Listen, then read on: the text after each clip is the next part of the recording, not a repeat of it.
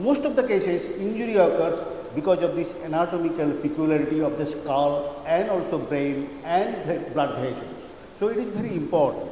So naturally there is extracranial injury. If we consider scalp and skull, the intracranial injury inside the skull. What actually inside the skull? First things, already you know these things. There is definitely the brain is the important organ what actually skull guards, skull protects. And again that brain is also protected by the meninges. The meninges has got several layers. So naturally all layers is important, and so intracranial injury, any sort of intracranial, because all the layers are important.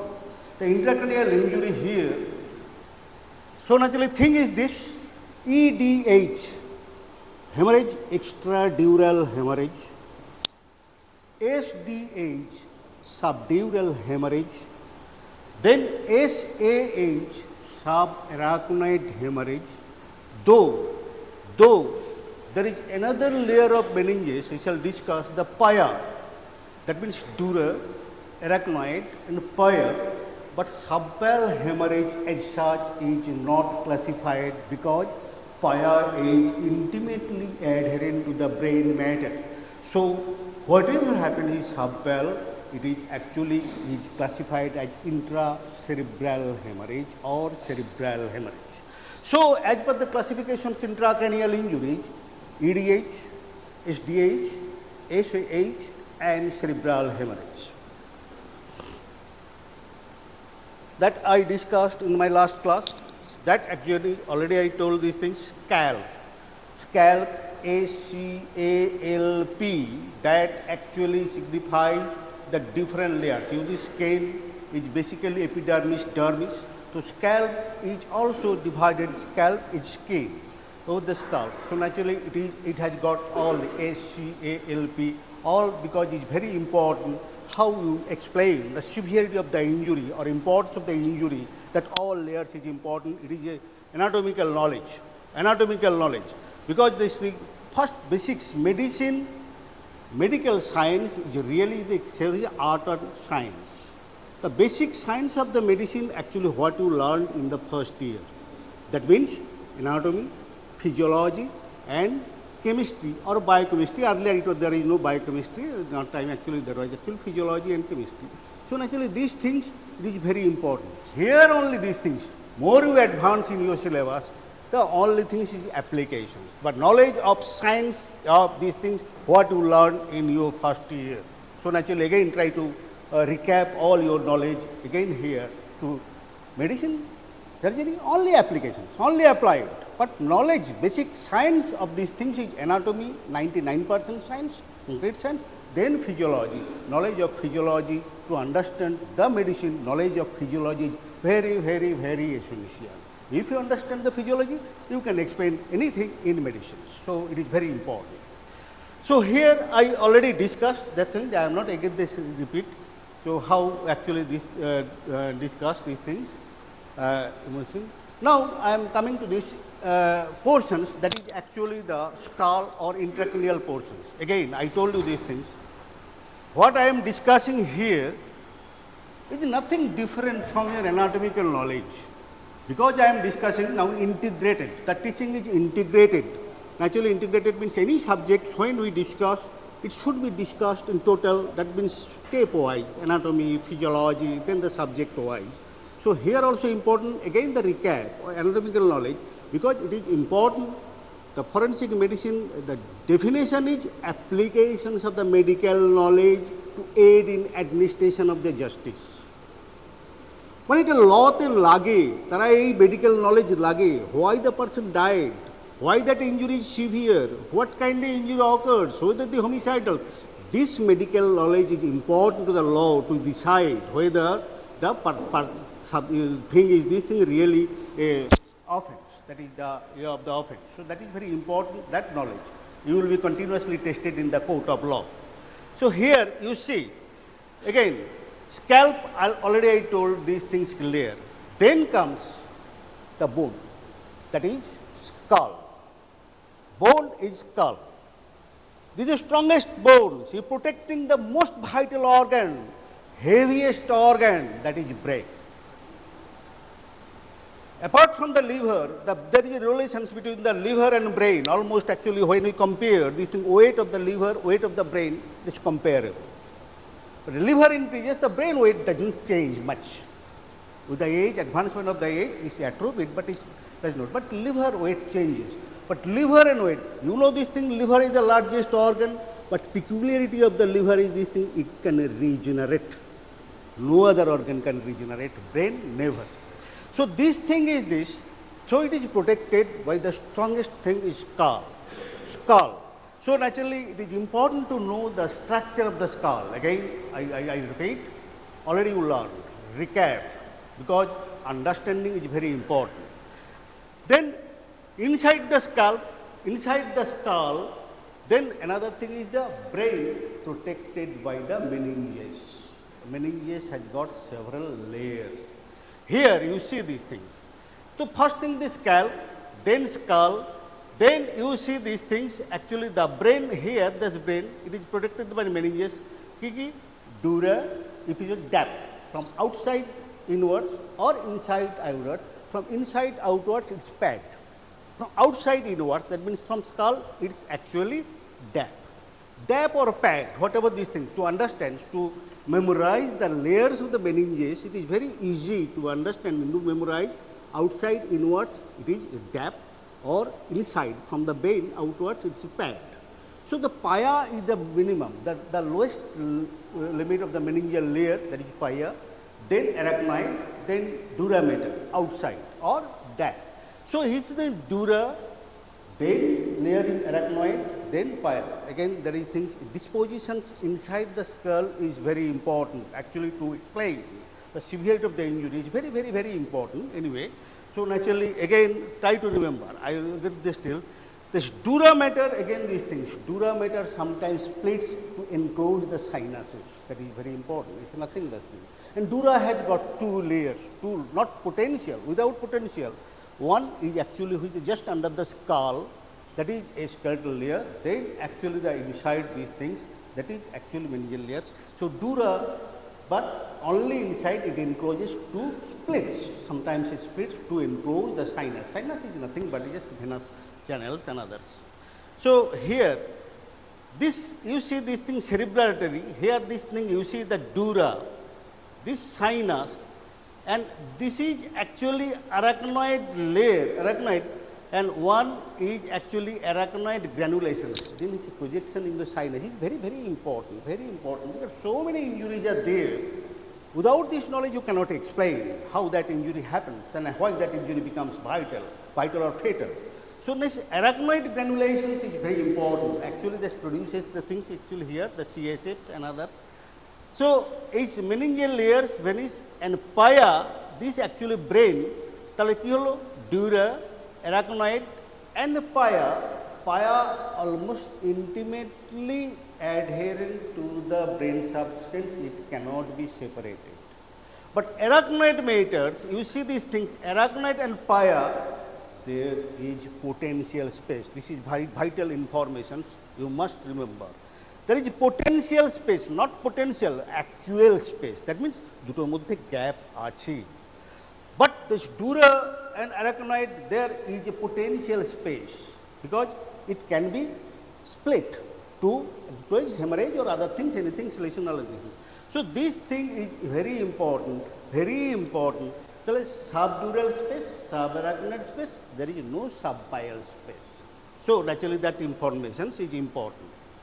So this falx, as you know, these things brain, the meninges layers, these actually shelf-like, these things, falx cerebral is important because actually falx is so tough, meningeal. Have you seen this brain dispositions, actual brain, the meningeal dispositions?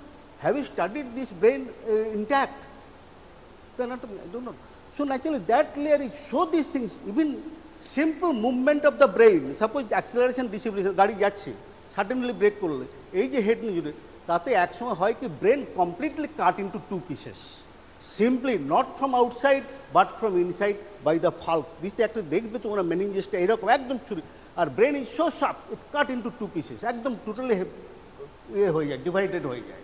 So without any injury, from external injury, simple acceleration, deceleration, head যাচ্ছে, now you know these things again, the Newton's motions of inertia কেন হয়, acceleration, সেই important ডিসিলারেশন movement, তারপরে যে মুভমেন্টটা হয় whip plus movement, মাথাটা এগিয়ে গিয়ে আবার পিছিয়ে আসে, তারপরে যে জিনিসটা হয় কিন্তু ব্রেন কিন্তু ভেতরে মুভেবল, সুতরাং ব্রেন কিন্তু ইনসাইড মুভ করছে, স্কাল থেমে গেছে, ব্রেন মুভ করছে। Naturally this relative motions can cause many damages inside the brain, it's very important.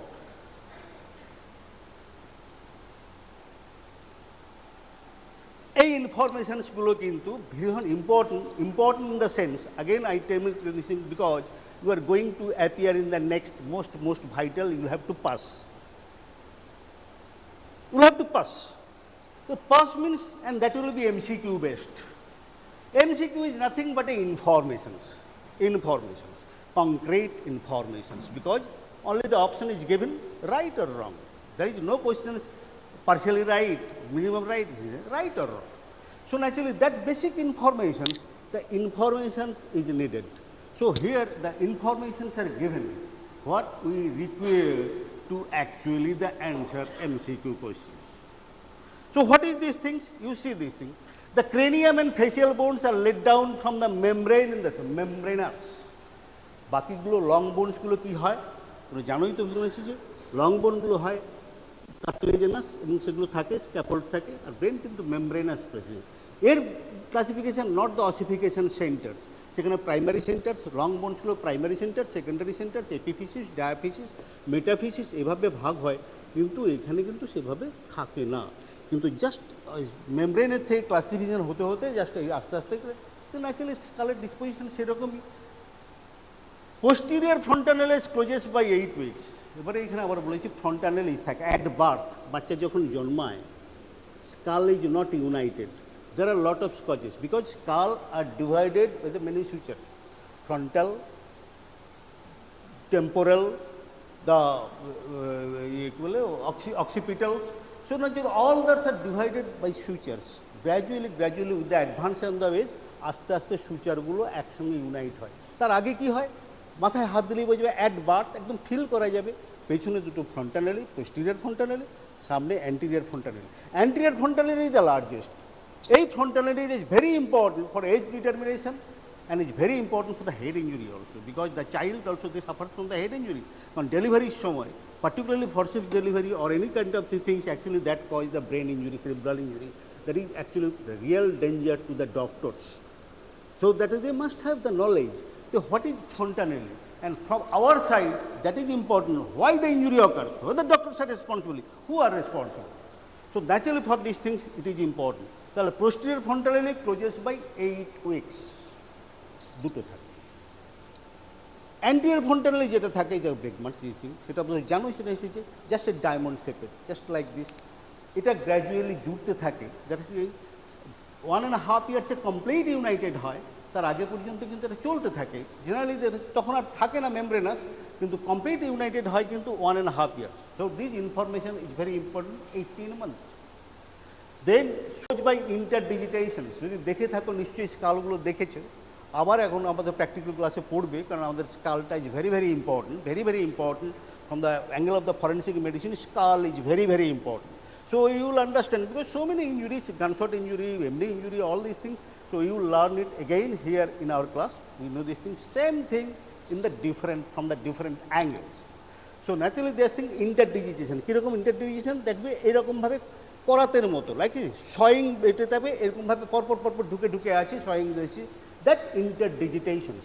তো গ্র্যাজুয়ালি দ্যাট অসিফাইজ, কিন্তু এটা দেখলেই স্কাল সুচারটা দেখলেই বুঝতে পারবে যে কীভাবে এই জিনিসটা, কারণ জাস্ট লাইক দুটো আলাদা করে দিলে একদম এর মতো থাকে দাঁতগুলো, একটার ভিতরে একটা ঢুকে থাকে। তো ইন্টারে সুচার লাইন প্রজেস বা ইন্টারে ডিউরিং দ্য চাইল্ডহুড, এটা অসিফাই করে যায় না complete fusions occurs late in the old age, adult age, এবং সেখান থেকে আমাদের এজ হয় but is not important, very important these days, but that things united late. তো স্কাল সুচার যখন সব জুড়ে যায় আমরা তখন বলি ইজ অ্যাবাভ 60 to 70 ইয়ার্স, তখন সেটা আসি that is a complete fusion. There is adult cranium consists of the 2 parallel lines. এইখানে it is important. স্কালটা কিন্তু সলিড বোনস নয়, এটা যে স্পঞ্জি টাইপের, দুটো বোন, দুটো layer, outer layer inner layer, এইটা একটা vital, inner layer very thin, outer layer is thick, and in between there is diploid hair cells. এটা দেখলেই বুঝতে পারবে, পার্টিকুলারলি এক্স-রে বা সিটি বা যে কোনো জিনিস দেখলেই বুঝতে পারবে, কারণ তোমরা এখানে দেখো না, যদি ভেঙে দেখো তাহলে দেখা যাবে অ্যাকচুয়ালি পিছনে বুঝছি air bubbles, that is called deployed. That is very important, কারণ এই একটা জিনিস এমনি ব্রেন হেভি, তারপরে যদি স্কাল অত হেভি হয়, তাহলে আমাদের আর ঘাড়ের মাসেলগুলোর আর কখনো স্ট্রেংথ থাকবে না। It's very very difficult to hold on this things continuously. So man or the human is erectile, all of these things, erected species naturally stand up, always is sitting, standing, always the head is high.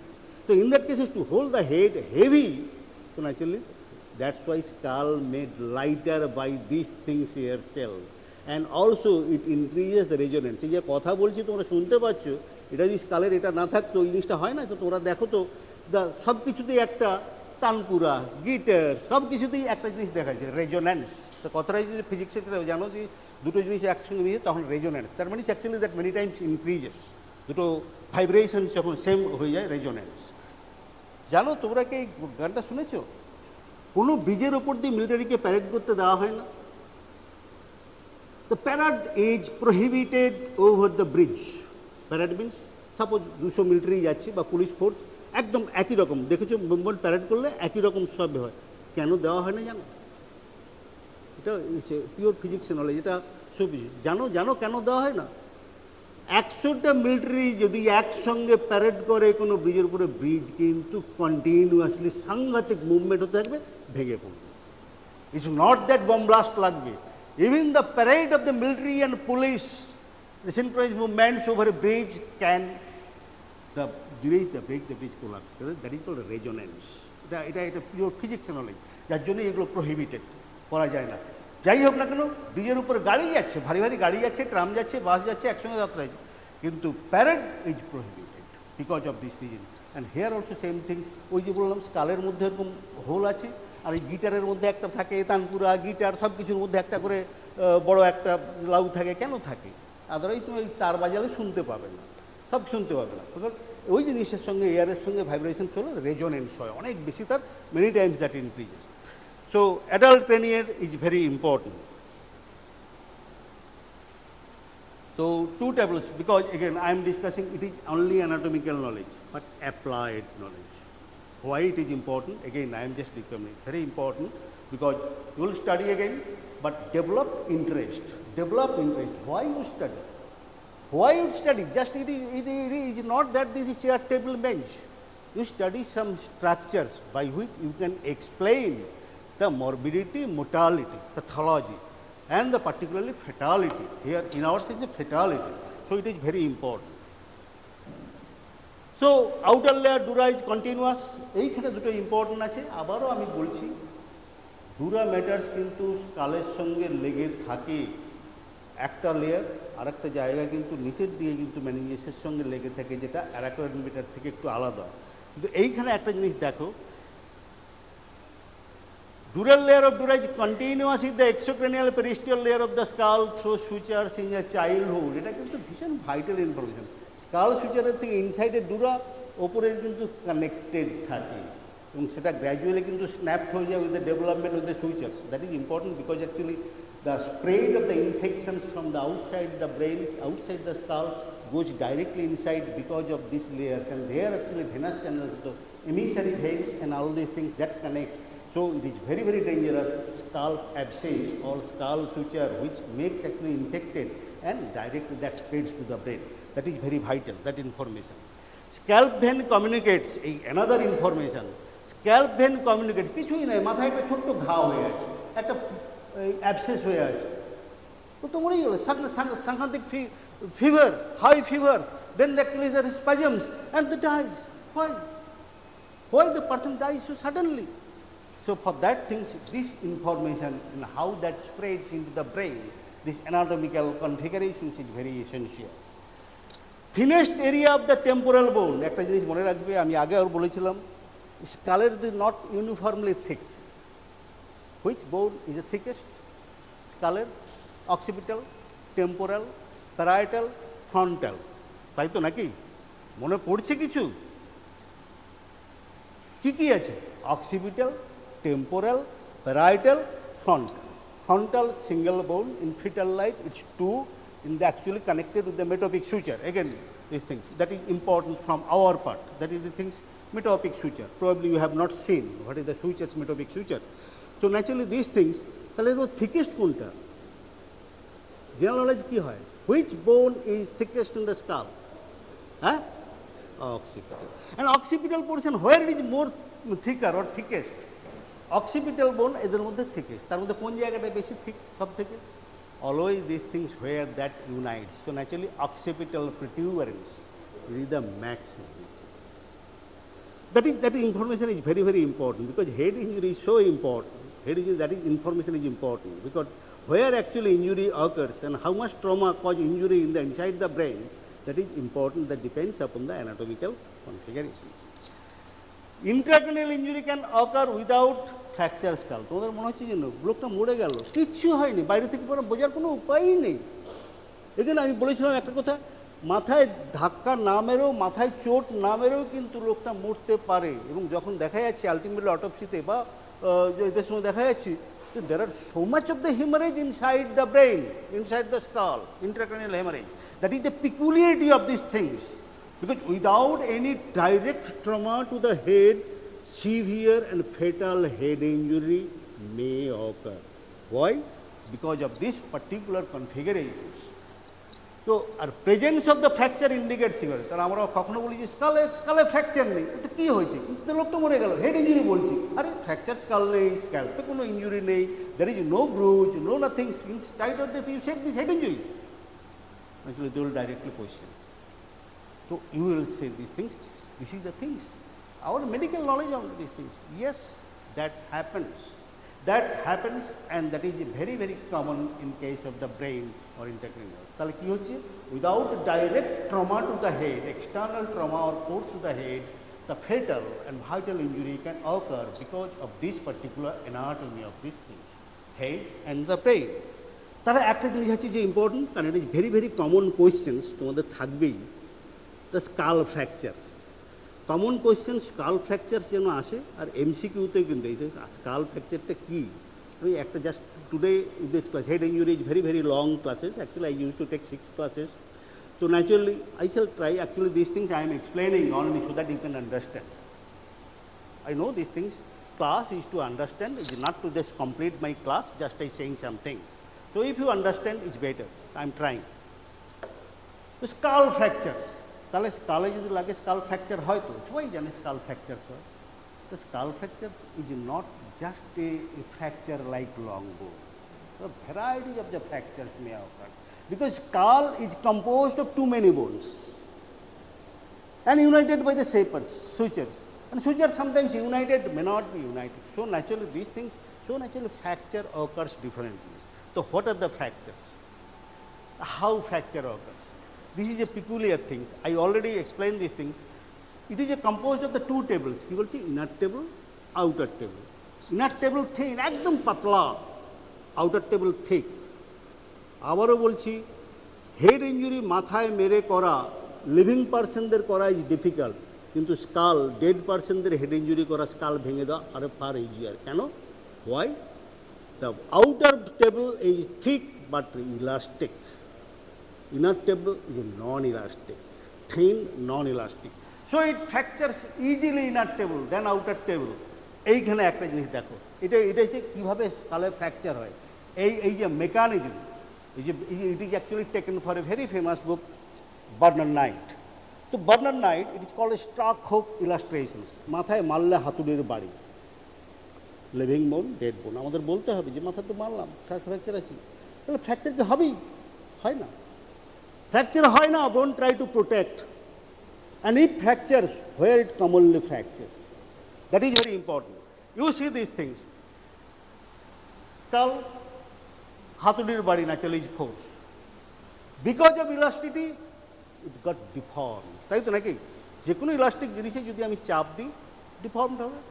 And that happens particularly in living conditions, outer, though it is thick, but still it is very elastic, and that actually deforms. That is as per the yields and the pressure. দেখো এই জিনিসটা গেলে এটা কিন্তু বেঁকে চলে not fracture. তোমরা বোধহয় জানবে, আমি তোমার একটু বলে দিচ্ছি। বেবি বোন অনেক সময় এটা হয়, it is very common medical negligence case, particularly forceps delivery. আজকাল ফরসেপস ডেলিভারি হয় না, এই স্কালে হাত দিলেই দেখা যাবে। অনেক আগে দেখা গেছে এইখানে স্কালটা ঢুকে আছে, মানে ডেন্ট। টেবিল টেনিস খেলো কেউ? আছে তো নাকি এখানে টেবিল টেনিস? আছে কমন রুমে? আছে? Nobody answering. There is gym, another thing. এখন ছেলেরা এখন জিমেই আছে। টেবিল টেনিস যদি খেলে থাকো কখনো দেখবে, টেবিল টেনিস বল আছে তো, বল ইজ পেকুলিয়ার। ও খেলতে খেলতে টেবিল টেনিস বল দেখবে টোপ লেগে যায়, দুমড়ে যায়। আমরা তো কিছু করতে পারতাম না। এই টেবিল টেনিস বল যখন তুবড়ে যায় তারপর তার খেলা যাবে না, তাকে আবার গোল করতে হবে। টেবিল টেনিস বল দেখে থাকবে নিশ্চয়ই, সেটা কি করে করে, তার একটা টেকনিক আছে। প্রেশার দিয়ে এ করবে, ভেঙে যাবে কিন্তু হবে না, কিন্তু স্টিল সেটা করা যায়, ভেরি ভেরি ইজিলি করা যায়। সেটা পরে বলবো যে টেবিল টেনিস বলকে কী করে আবার ডিফর্মিটিকে আবার নর্মালি নিয়ে আসা যায় without giving any pressure, but you will give energy hit. তাহলে এখানে ঠিক টেবিল টেনিসের মতো ping pong ball like actually depression occurs, এখানেও চাল খেয়ে গেল। তাহলে ফ্র্যাকচারটা কোথায় হবে? তারপরেও যদি ফ্র্যাকচার হয় স্কালে, কোথায় হবে? কোথায় হবে বলতো? এইখানে হবে না এইখানে হবে বলতো? কমন নলেজ এখন কি বলছে, আমি নেক্সট ফিগারে বুঝতে হবে কোন জায়গাটায় ফ্র্যাকচার হয় বলতো। এইখানে ফ্র্যাকচারটা হবে না এইখানে ফ্র্যাকচারটা হবে? হ্যাঁ, এইখানটায় ফ্র্যাকচার হয়ে যাবে, তাই না? এখানেও হবে এখানেও হবে, কিন্তু আবার দুটো টেবিল, ইনার টেবিল একটা জায়গায় হবে, আউটার টেবিল একটা জায়গায় হবে। Then let's see, this is Starkhoff illustrations of the scalp fractures mechanism. Now these things actually happens, that is a traction force. যখনই এটা যাচ্ছে এই ফোর্সটা দিচ্ছি, দেখো সবসময় at the convexity, fractures occurs at the convexity. তাহলে কোথায় কনভেক্সিটিটা হচ্ছে? দেখো দু সাইডে, দেখো এইখানে at the ends আর এখানে at the depression. তাহলে এই যে কনভেক্সিটিটা হচ্ছে, that fracture occurs in the inner table. আর তারপরে সাইডে পেরিফেরিতে, তাহলে হাতুড়ি দিয়ে মারলে, এটা খুব ইম্পর্টেন্ট, আমি আবার তারপরে বলবো কী টাইপের ফ্র্যাকচার হয়। হাতুড়ি দিয়ে মারলে যে ফ্র্যাকচার, সেটা পার্টিকুলারলি একটা গোল একটা ফ্র্যাকচার হলো, কিন্তু সেটা বাইরে থেকে, কিন্তু এখানে একটা ফ্র্যাকচার হবে, সেটা না স্কাল না খুললে দেখা যাবে। কিন্তু ওপরের ফ্র্যাকচারটা দেখা যাচ্ছে কোথায়? সেখান থেকেই বোঝা যায় the what type of weapon was used. তাহলে এই জিনিসটা আছে অ্যাজ পার দ্য কনভেক্স। দেখো দুদিকে যখন এটা হবে traction force, you see away from the particularly deformity, traction force, ওখানেই ফ্র্যাকচারটা হবে। তাহলে সেই জিনিসটা আছে। এই যে আবারও বলছি, is very famous Starkhoff illustrations from the bird and night, very important, which is my favorite book, and my favorite subject is also these things, the head injury. Actually I have been teaching for this actually 20 years, this head injury. To show these things actually that is very important. Next thing you see, তাহলে skull ফ্র্যাকচারগুলো কত রকমের হয়। First thing, it is a mechanism of fracture. দেখো এগুলো note it, take a note here all this things, classifications of the skull fracture. তাহলে আমি শুধু বলে যাচ্ছি, দেখে নাও all this things here, because you are lucky that everything is being recorded here. So you can get a picture all these things. These very things actually in our time, only things the transparent sheet will have to prepare all these things. Fissure fracture. তাহলে first কী আছে? Fissure fracture, hair line fracture. এটা খুব commonly হয়, খুব commonly হয়।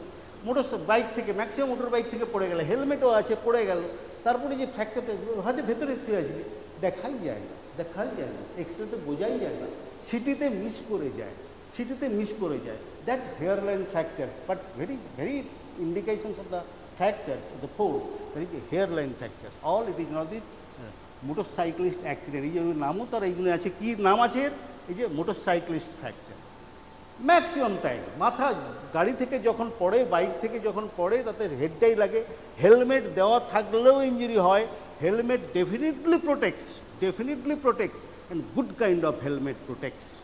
Not ওই police helmet কিছু করে না, তার মানে ওই পুলিশকে দেখানোর জন্য একটা হেলমেট পরে নিলাম, দ্যাট ইজ এক্সেল টাইপ, সেটা তো না। That is a good question, that is a standard helmet that protects, because অ্যাবজর্বস the force. তারা হয় না, নাহলে ম্যাক্সিমাম জায়গায় এখন তো বয়সেরই এ থাকে, হেলমেট থাকে হাতে, নাহলে ওখানে থাকে। আলটিমেটলি যখন অ্যাক্সিডেন্ট হয় পড়ে তখন সবকটাই মর্গেই চলে আসে, আর হাসপাতালে যাওয়ার সময় থাকে না। অ্যাকচুয়ালি পুলিশ কেস হয় সেটা মর্গেই চলে আসে। তো naturally thing is this, the motorcyclist fracture is important, hair line fracture দেখা যায় না। Next is depressed fractures. আর এই যে বলেছিলাম তোকে হাতুড়ি দিয়ে মারলে কী হয়, ফ্র্যাকচার এলা সিগনেচার, কথাটা নোট করে রাখো। ফ্র্যাকচার এলা signature, it is a term, actually French name. এটা কী আছে, এই ফ্র্যাকচারের ইম্পর্টেন্সটা কী, এই ফ্র্যাকচার থেকে আমরা বলে দিতে পারি কোন ওয়েপনটা ইউজ করা হয়েছে। Is signature of the weapon, that fracture is a signature of the weapon. সিগনেচারটা কী হয়, signature identifies a person, signature identifies the persons and this fracture identifies the offending weapon. এই জন্য নাম হচ্ছে ফ্র্যাকচার এলা সিগনেচার্স। পরে নয় ছবি দেখাবো। দেন কমিউনিটেড ফ্র্যাকচার্স, মোজাইক ফ্র্যাকচার্স, এটা আছে একদম স্পাইডার নেটের মতো হয়ে যায় চারিদিকে হলে। এগুলো আমি জানি না তোমাদের দেখার স্কোপ রয়েছে নাকি, বিকজ অ্যাকচুয়ালি দ্য প্রাইভেট কলেজে actually there is no scope of showing all this things. And this pond fracture, এতক্ষণ বলেছিলেন পিং পং বল ফ্র্যাকচার্স, ওই টেবিল টেনিস বলের মতো স্কালে কিন্তু তুবড়ে যায়, ফ্র্যাকচার হয় না, ফ্র্যাকচার হয় না। That is commonly occurs. আগেকার দিনে ফরসেপস ডেলিভারি হতো, ফরসেপস দিয়ে হেডটা ডেলিভারি হতো, তখন দিনে কিন্তু বাচ্চাদের বোন ভাঙে না, বাচ্চাদের বোন তো মেমব্রেনাস, টাল খেয়ে যায়, এবং সেটা সারা জীবন থাকে, গ্র্যাজুয়ালি সারা জীবন থাকে। তখনও ব্রেন অতটা বড় হয় না বলে ব্রেনে ইঞ্জুরি হয় না, কিন্তু হতে পারে। তারপর হচ্ছে গাটার ফ্র্যাকচার, তারপর ring fracture, very very important. And then perforating fracture, সেগুলো হয় কী করে, গানশট, গুলি ঢুকে গেছে মাথা দিয়ে, যেগুলো পারফোরেটিং, মানে এদিক থেকে ওদিকে পড়ে হয়ে গেছে। ডায়াস্টেটিক আর সুচুরাল ফ্র্যাকচার্স, মাথায় লেগে গেলে যখন একদম এটা না হয়, সুচার থেকে ছেড়ে দুফাক হয়ে যায়, আর কিচ্ছু ফ্র্যাকচার নেই, স্রেফ সুচার থেকে খুলে গেল, that is called sutural fracture আর ডায়াস্টেটিক ফ্র্যাকচার। একটু যদি দেখো ছবিটা, এটা অ্যাকচুয়ালি ফিগারে দেখানো আছে। কোন ফ্র্যাকচার কী বলতে পারবো তো, নিশ্চয়ই লেখা আছে ফ্রম দ্য ডেফিনেশন দিয়েছি। অ্যাকচুয়ালি এটা বলছে যে অ্যাকচুয়ালি হেয়ার লাইন ফ্র্যাকচার্স, স্রেফ ছোটো একটা ক্র্যাক, মানে যে হেয়ার লাইন ফ্র্যাকচার, তোমাদের আইডিয়া আছে হেয়ার লাইন ফ্র্যাকচার বোঝার উপায় থাকে না, আমরা বুঝতেই পারি না এটা কী করে বুঝতে হয়। হেয়ার লাইন ফ্র্যাকচার, ওনার ফ্র্যাকচার আছে, আমরা করি কি ব্লাড স্মিয়ার্ড করে দিলাম, ওই ফ্র্যাকচার লাইনটাতে ব্লাডটা ধরে নেয়, তখনই আমরা বুঝতে পারি এখানে ফ্র্যাকচার আছে। Otherwise is naked eye it's very very difficult to actually delineate whether there was fracture. তারপরে এই যে জিনিসটা আছে, এই যে জিনিসটা ডিপ্রেসড কমিউনিটি, দেখো এটা কিছু একটা পোর্শন ঢুকে গেছে, ডিপ্রেসড। আর এটা হচ্ছে mosaic fractures, multiple, spider webs, all this things, অনেকগুলো ফ্র্যাগমেন্টস। কমিউনিটেড ফ্র্যাকচার মিনস যেটা হয় ফিমারেও হবে, এতেও হবে, নর্মালি লং বেনেও হয় কমিউনিটেড ফ্র্যাকচার্স, অনেকগুলো যখন ফ্র্যাগমেন্ট হয়ে যাবে কমিউনিটেড, স্কালে এটা খুব হয়, পার্টিকুলার দিস থিংস কমিউনিটেড ফ্র্যাকচার্স। আর এই একটা জায়গায় স্কালের ভেতরে একটা ফ্র্যাকচার যেগুলো হয়, এই ফ্র্যাকচারটা কিন্তু বেস অফ দ্য স্কালে হয়, বেস অফ দ্য, এটা কিন্তু বাইরে থেকে দেখা যায় একমাত্র only opening of the head and skull you can see this things. তার মধ্যে এই ফ্র্যাকচারটা কিন্তু খুব ইম্পর্টেন্ট, রিং ফ্র্যাকচার, মানে মাথাটা নিচ থেকে কিন্তু স্পাইনটা ব্রেনের ভেতরে চলে যায়, এবং দ্যাট কজেস ইনস্ট্যান্টেনিয়াস ডেথ। এটা খুব মজার ব্যাপার আছে, এরকমই হয়েছিল যে কিছুদিন আগে তোমরা বড় বাজারে মার্কেট শুনেছো তো, বড় বাজারে মার্কেটে এরকম একটা জিনিস হয়েছিল, ওপর থেকে একটা কুলি actually working in the high rise building, the 5th floor building, was working outside the window. Sometimes actually he fell down. After falling down from that height, actually the persons survived, stand up immediately on the ground. But why? How he survived? Actually he fell on the head. একটা কুলি মাথায় বোচা নিয়ে যাচ্ছিল, সেই ঝুড়ির উপরে পড়েছে। এবারে কুলির কিন্তু সেইখানে কিন্তু দ্যাট কুলি ডায়েড ইনস্ট্যান্টেনিয়াসলি, দ্যাট ইনস্ট্যান্টেনিয়াসলি। দিদি ওই যে বলে রাখে হরি মারেকে বলে কথাগুলো সেখানে চালু ছিল, এ দাঁড়িয়ে গেল কিন্তু ও কিন্তু শুয়ে পড়লো আর উঠলো না, অ্যান্ড দ্যাট ইনস্ট্যান্টেনিয়াস ডেথ কেন হয়েছিল জানো? And there this fracture is a ring fracture, ভেতরে মাথার উপরে পড়েছে, naturally spine by force transmitted ভেতরে ঢুকেছে। That medulla oblongata immediately crushed and he died. ও কিন্তু ওর কিছু হলো না, বিকজ ইটস কুশন। তো এই জিনিসটা ইম্পর্টেন্ট খুব হয়। আর একটা ফ্র্যাকচার হচ্ছে এরকম যে ফ্র্যাকচার, এই যে দরজা খুললে কি খোলে, দরজাটা খুললো আবার লাগিয়ে গেলো, কিসের উপর লাগে এটা? আমার হলো কবজা, তাই তো, হিঞ্জ। এখানেও এরকমই ফ্র্যাকচার হয়ে যায়, স্কালটা পুরো এদিক থেকে ওদিকে ফ্র্যাকচার হয়ে যায়, স্কালটাকে এরকম খোলার মতো খোলা যায়, সেটা বাইরে থেকে দেখা যাবে না। That is called hinge fracture. এই পিকুলারিটি বলে দিলাম, try to remember this things, because actually if you understand this things only you can remember, otherwise you not. এই যে একটা বলেছিলাম ফ্র্যাকচার এলা সিগনেচার, মানে এমনভাবে হয় depressed communicated fracture, mosaic fracture that actually identifies the weapon. এইটা হয়েছিল, এটা একটা হাতুড়ির ঘা, কিন্তু হাতুড়ির ঘা মানে হাতুড়িটা কত বড় ছিল, তার এটা কতটা ছিল, কি ছিল, everything we can say from this things by examining the injury.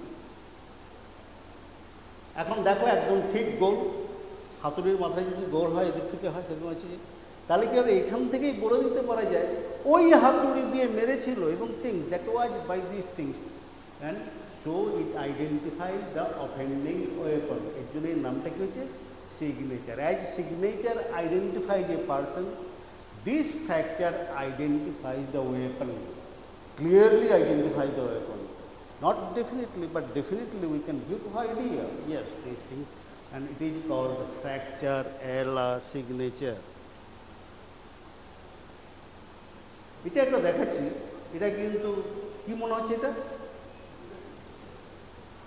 Say bullet fracture.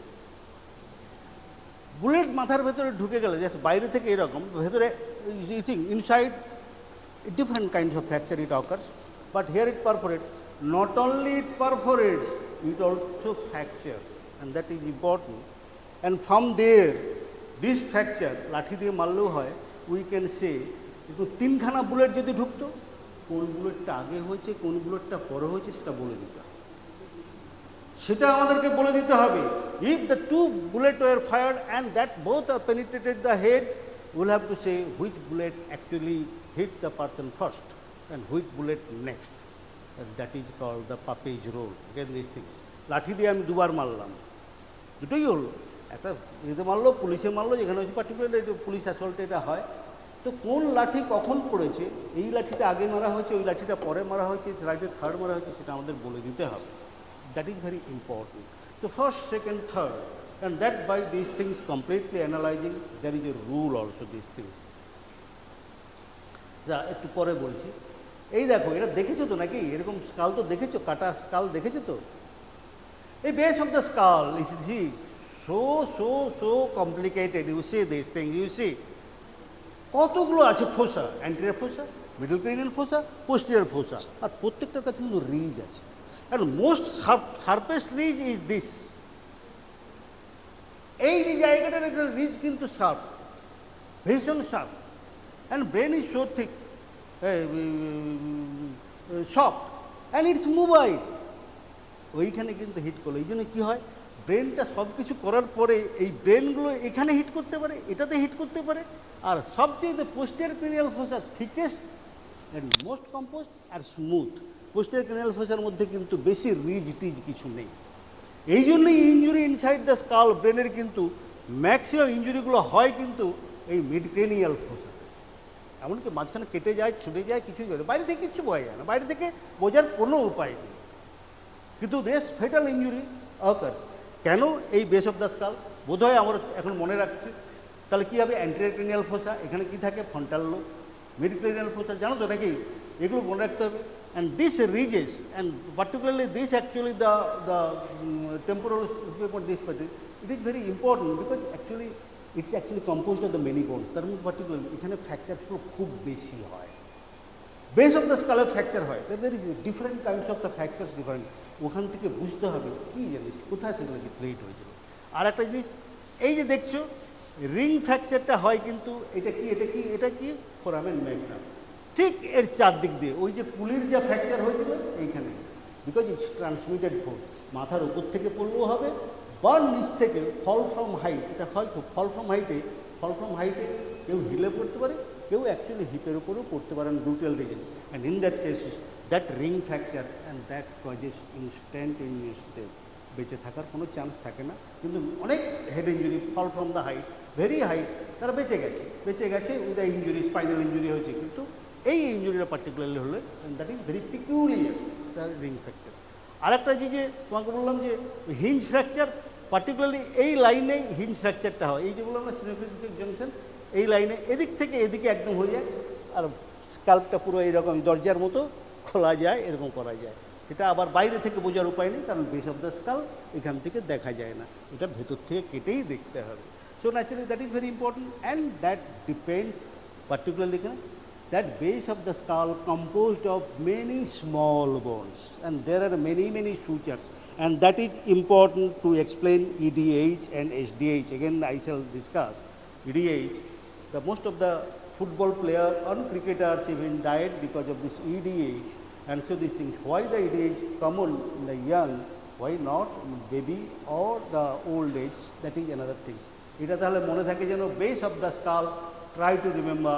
আমি আবারও শুধু বলছি, তোমাদের আমি হেল্প করার চেষ্টা করছি, so that you understand the anatomy, the configurations and other things, because otherwise you cannot explain. You cannot explain the fatality and the pattern of the injury, you cannot explain unless you know the anatomical peculiarity. That is called applied anatomy. সুতরাং আজকালকার দিনে anatomy তোমাদের ওই window বা এইটুকুই হয়ে গেছে, কারণ ওই সার্জিক্যাল অ্যানাটমি ফোকাস একটা জায়গা, পিওর অ্যানাটমি, টোটাল অ্যানাটমিটা হয় না, সেটা হয় না। কিন্তু এখানে তোমাকে জানতে হবে কেন এটা হয়। আমি সেটাই বলেছিলাম ফ্র্যাকচারসটা কোথায় হয়। আমি আজকে এখানেই শেষ করব, আমি বোধহয় বেশি যাব না।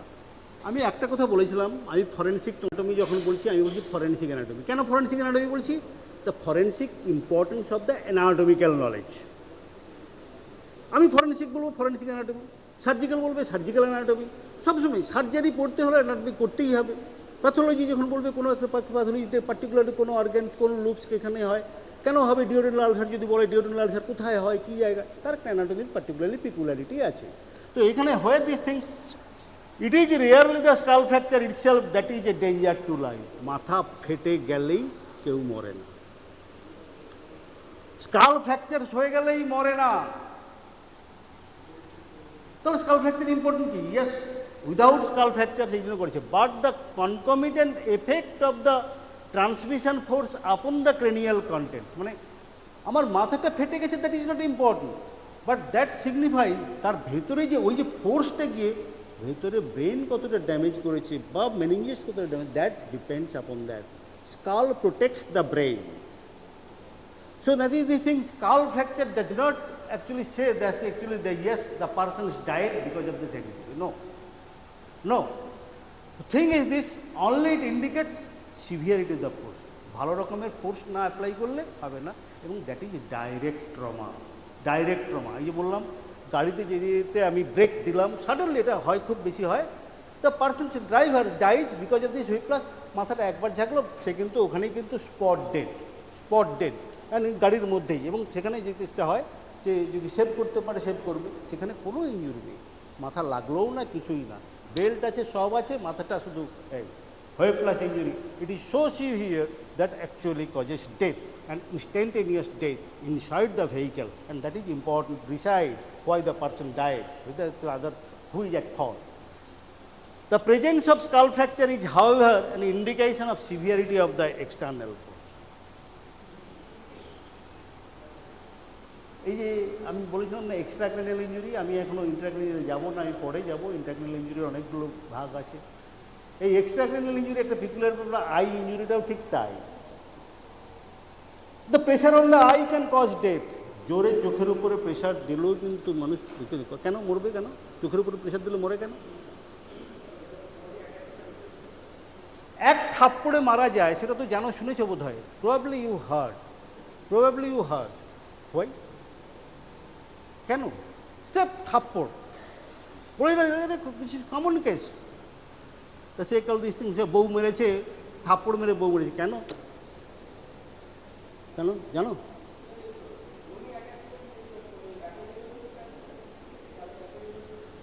It is a neural distribution. One twigs of the vagus nerves actually supplies the tympanic nerves. There the hitting all these things that inside heart stops. That is a very thing. So you বললাম কান খোঁটাতে খোঁটাতে ধপাস করে পড়লো, যখন দাঁড়িয়ে দাঁড়িয়ে কান খোঁচাবে না, তিনটে জিনিস বলি, দাঁড়িয়ে দাঁড়িয়ে কান খোঁটাবে না, আর থাপ্পড় মারলে এই একটা জিনিসই হয়, কিছুই নেই, কিছু nothing happens, nothing happens. Is so medical knowledge is so important, otherwise you cannot explain. তো সেই জিনিসটা হয়, সুতরাং তোমাকে বলতে হবে যে জিনিসটা কি, that is a distribution of the nerve. আরও একটা জায়গা আছে, সেটা বলবো পরে. এই জায়গাটা হচ্ছে জানিয়ে পড়লে হতে পারে. আর একটা জায়গা বলেছে না ক্যারোটিড, আমাদের বলে কি পালস নেই, পালস নেই, পালস ফিল করছে, বা অন্য জায়গায় প্রেশার দেখার সময় সব সময় দেবে কার্ডিওলজিস্টটা বলছে দাঁড়িয়ে দাঁড়িয়ে কখনো ক্যারোটিড আর্টারি ফিউজ করবে না. কেন বলতো জানো? ক্যারোটিড সাইনাস জানো প্রেশার, কেন দাঁড়িয়ে দাঁড়িয়ে ক্যারোটিড আর্টারি দেখতে নেই কেন? এই যে হ্যাঁ, actually it is not vagus, ভেগাসটা এখানে, ওখানে নেই. তো হ্যাঁ ক্যারোটিড সাইনাস আছে তো, তো সেখানে এই জিনিসটা exactly that thing is that suddenly stimulates the heart and it stops. So এইখানে তখন এই জিনিসটা cardiac exactly may not die but he may fall. এই জন্য বলছি যে কতগুলো জিনিস এই এই এই এই জিনিসগুলো তোমাদের বুঝতে হবে, নাহলে হবে না. অ্যাপ্লাইড অ্যানাটমি, আমি আবারও বলছি, এগুলো ইন্টারেস্ট না থাকলে তোমরা বুঝতে পারবে. ও হ্যাঁ, এইবারে জিনিসটা এখানে হঠাৎ চোখের চারদিকে লাল হয়ে গেছে, সেটা বলি না, আমরা বলি ব্ল্যাক আই, তাই তো নাকি? কেন হয় লাগলো চোখে? আবারও একটা জিনিস আছে, জিনিসটা আছে পুরো এই জায়গাটাতে সাব কনজাংটাইভাল হেমারেজ আর ইনসাইড দ্য আই হেমারেজ. কেন হয়? কিন্তু কিছুই হয়নি, সাবকনজার আমি মানলাম বা কিছু হলো, লাগলো, মাথায় লাগলো, ক্লিয়ার করেছে, কিন্তু চোখ লাল হয়ে গেল, চোখ কালো, মানে দাঁড়িয়েছে পুরো চারিদিকে ব্লাডটা. কেন? Thing is this, that is called the ectopic haemorrhage. পরে বোধহয় তোমরা কিন্তু শুনেছো একটোপিক হেমারেজ. একটা জায়গায় হেমারেজ হচ্ছে, that gravitates and spreads, accumulates elsewhere, accumulates elsewhere, that is ectopic. সেখানে অনেকগুলো আছে, একটোপিক প্রেগনেন্সি, একটোপিকে অনেকগুলো জায়গা শুনেছো, এটা আমাদের একটোপিক হেমারেজ. এইখানে কি হয়, ওই যে ভেতরে অরবাইটাল, সেগুলো হয়, orbital bodies very thin, very thin, ওইখানে ফ্র্যাকচার হলো, কিন্তু ব্লাডটা এসে কিন্তু অ্যাকুমুলেট করবে আইয়ের চারিদিকে, সেখানে সাবকনজাংটাল. এটা কিন্তু ভিজিবল হবে বাইরে থেকে, কিন্তু ওখানে আইয়ের চোখে চোট লাগেনি, কিন্তু ইনস্পায়ার্ড দ্য থিং দ্যাট পুরো ব্ল্যাক আই, স্পেকটাকেল আই, চশমার একদম কালো চশমার মতো হয়ে যাবে, শুধু পিপলটা দেখতে পাবে চশমার মতো হয়ে যাবে, দ্যাট ব্ল্যাক আই. এইটা বলে আমি শেষ করি. ওই যে বললাম 3টে বুলেট এসে গেছে, কোন বুলেট আগে হিট করেছে, কোন লাঠি দিয়ে আগে মারা হয়েছে, কোন লাঠিটা পরে মারছে, that decides by the Puppe's rule. না না, এটা কুকুরছানা নয়, actually name is by the actually studies the Puppe's rule. Puppe's রুলটা কি দেখো, এটা কি আছে, একটা ফ্র্যাকচার লাইন, ফ্র্যাকচার লাইন, এটা একটা ফ্র্যাকচার লাইন. এখানে বলছে ফার্স্ট ফ্র্যাকচার, দেখো ভালো করে দেখো, just you notice, otherwise very simple thing if you actually understand. তাহলে দুটো ফ্র্যাকচার হয়েছে, মেরেছে ফ্র্যাকচার, অনেকগুলো ফ্র্যাকচার হতে পারে, 3টে লাঠি বলে 3-4-5টা ফ্র্যাকচার হতে পারে. তো একটা ফ্র্যাকচার, এই একটা ফ্র্যাকচার, আর এই একটা ফ্র্যাকচার, কিন্তু কী করে বুঝবো আমি কোনটা ফার্স্ট ফ্র্যাকচার কোনটা second fracture? That is the most important, that is the most important things. আমি দুটো ফ্র্যাকচার লাইন দেখতে পাচ্ছি, আমি দেখবো দুটো ফ্র্যাকচার লাইন মাথার উপরে, যখন আমি দেখবো অনেকগুলো ফ্র্যাকচার লাইন, 2 বা 3টে ফ্র্যাকচার দেখতে পাবো, কিন্তু কোনটা আগে কোনটা পরে? That actually the fracture line which arrests the next line is actually occurred the first, the previous fracture. That means দেখো এখানে দেখো এই ফ্র্যাকচার লাইন আর এই fracture line, that the progress of this fracture arrested by this line. তাহলে this fracture line arrests the progress of this fracture. It is second fracture, it is first fracture. দেখো এইটা দেখো এখানে কেন কী করে বুঝলাম আমি সেকেন্ড ফ্র্যাকচার? এই দেখো এই ফ্র্যাকচার লাইনটা আর যেতে পারছে না, কেন যেতে পারছে না? Because of this fracture. তাহলে দ্যাট ফ্র্যাকচার্স অ্যান্ড এটা আরও 3-4টে হতে পারে, ঠিক এভাবেই clearly observe, explain and this things. তাহলে এই জিনিসটা, this fracture line occurred first by the first impact, and this fracture occurs because of second impact. This is called Papi's rule. Again, my favorite book. From there, I took out these things. This is not this thing. Papi's rule. and by which we can know, we can explain, we can give evidence, yes, which fracture occurred first, which fractures occurred last. So, today these things again, the next chapters we shall discuss later. There are so many things. I shall go to the next class on the intracranial fractures. The several class actually you recap, but again my request, recap what you learn, anatomy. See, again we shall discuss here in our class, practical class. Forensic medicine is purely practical. You cannot understand anything. So practical important, whatever you understand, something whatever you studied. So in the practical, now we learn, actually we do not have the bone specimen, we learn the bone same from your anatomy class, and we shall again, you will again study and try to understand the particularly the forensic applications of your anatomical knowledge. Okay, next thing, thank you. So today's topic is very small topics, and for exam purpose a short note type or discuss something that will come, not in long questions. Only the short note form. You have to know the entity, and the immunology is very difficult topics, and just understand and remember this also a difficult thing. So few small points about some entities you have to know for exam purpose, and also to understand the medicine, surgery, all other entities with that on the basis of immunology. So this is a very small discussion about autoimmunity. So we will go on to the autoimmunity. Everybody know that the antigen antibody reaction, the APC with the help of MHC, they inform to this the TCR, the activated T cell, and present with this the antigen. On return, the T cell they activated and secrete some cytokines and activate the B lymphocyte for production of antibody against that antigen, and give rise to the plasma cell to produce the enormous amount of the antibody to eliminate those things, and also keep some memory of the antibody for body protection. This is a normal immunological phenomena that we know everybody from the first year. Now, what is that autoimmunity? That normal immune system, what is these things? This is the antigen when it invades the body and produce the antibody, and that eliminate from the normal immune system, and production of this antibody give rise to a protection of the immune system of the body. Now, what is that autoimmunity?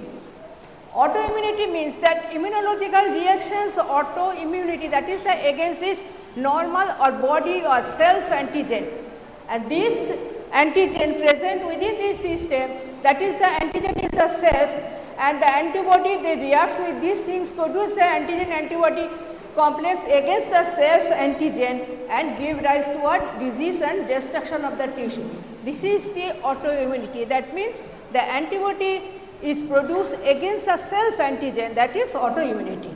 This is the main concept, that is the immunological reaction that develop against the self antigen, that is autoimmunity. Now, what is normal immune system? That we know, this is the body's immune system to distinguish between the self antigen and non-self antigen. It is the main immunological function of normal immune system. If this discrimination between the self antigen and non-self antigen is disorganized or failed, then the body reacts with that autoantigen and produce the autoimmunity, and the disease that produce is called the autoimmune disease. So this is the main thing. This is a discrimination between the self antigen and non-self antigen is failed and produce the immune reaction against the normal antigen or self antigen and produce the autoimmune reaction and tissue destruction.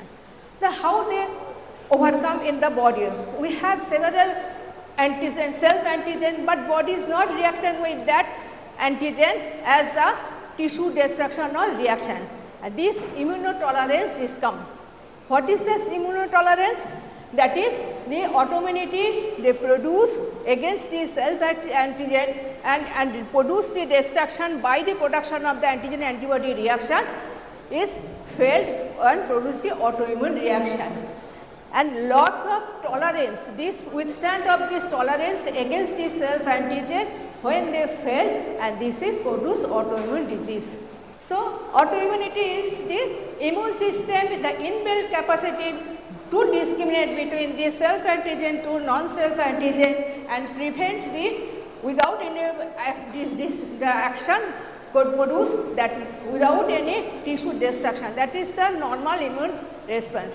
Now, what is that immunotolerance? That is the withstand this self antigen is the immunotolerance. That means it is how it is overcome. It is overcome by the process of sequestration of self antigen, then the generation and maintenance of the self antigen and the altered immunoregulatory function. What is that one by one? What is the sequestration of the self antigen? Self antigen when present in the deep seated organ. So, it is not come under immunoregulatory exposed to produce the antibody function. So, it is deep seated within the tissue and it is not directly come into the blood circulation or lymphatic circulation to produce antigen antibody reaction against the self antigen. So, this is the sequestration of the antigen. Another thing is the production of the cytokines, that are immunosuppressive cytokines that destroy the activated that T cells or B cell activated cells who have the affinity to react with the autoantigen, and that also destroyed by the immunosuppressive cytokines. Then generation and the maintenance of the immunotolerance. How it occurs? When they are developing the lymphocytes, they are developing during their early life, the T cell they are developed in the thymus and B cell in the bone marrow. During development, when the T cells in the thymus they have some affinity for self antigen, they destroyed by the deletion. The clonal deletion, those elimination of these activated cells in the thymus, that is the developing T cells, they produce this central deletion.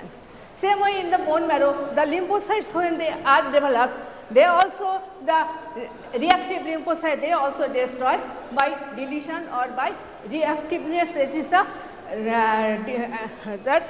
that's the antigenic energy, this is the clonal energy, that is the unresponsiveness of that self antigen.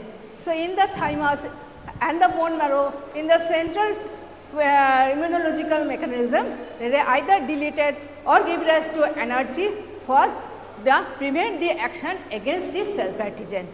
So, what is this thing? The peripheral tolerance. What happened after development? When they come in the periphery, it is a normal thing. This is the normal thing.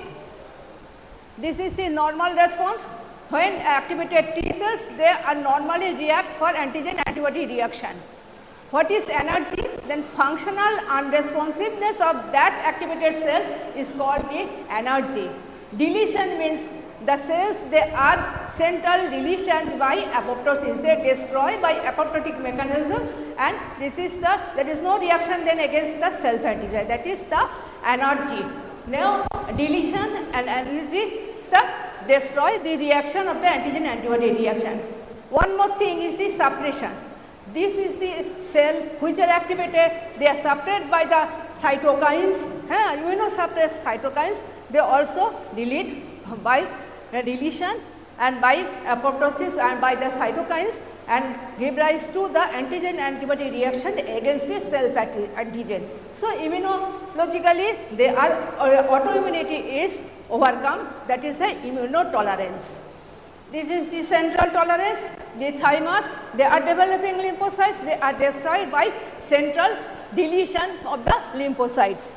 The lymphocytes, they in the periphery, they are undergo apoptosis by the cells and the energy of the B lymphocyte to prevent the autoreaction. Now, altered immunological control, the T cell function and B cell function also they are suppressed by to prevent the autoreactive self antigen for these things, and also they secretes the immunosuppressed cytokines, that is the IL-4, IL-10 and TGF-beta, and by T4 CD4 plus T cells they also secretes the cytokines to prevent these autoreactions. So, what is this proposed mechanism of the autoimmunity? So, immunotolerance we know by deletion, energy, cytotoxic, immunosuppressed cytokines, they eliminates the reactive against the self antigen. So, what is the autoimmunity disease they produce? The proposed mechanisms are. So, mechanism, that is the failure of this immune mechanism by, that is the endogenous abnormalities, some genetic abnormalities, some exogenous agent. What is this endogenous mechanism? Endogenous mechanisms are altered antigen expression. Normal antigen express the antigen they produce the antibody normally, but that if it is the antigen affinity for this self antigen or altered antigen, they will then immunoreactive and produce the abnormal antibody. Next one, it is the increased B cell T cell stimulation, abnormal stimulation of the B cell and T cell, they also react with the self antigen and produce immunogenic reaction. Other thing is the release of that sequestrated antigen. Previously I told that antigen present in the deep seated area, they are not come exposed to the circulation, so they are not immunogenic. If any reaction that sequestrated antigen come in the circulation from the deep seated area to the circulation, they are immunogenic and produce self reaction. So, this is the sequestration of the hidden antibody antigen. Next one is the genetically. Genetically, they are related to the HLA.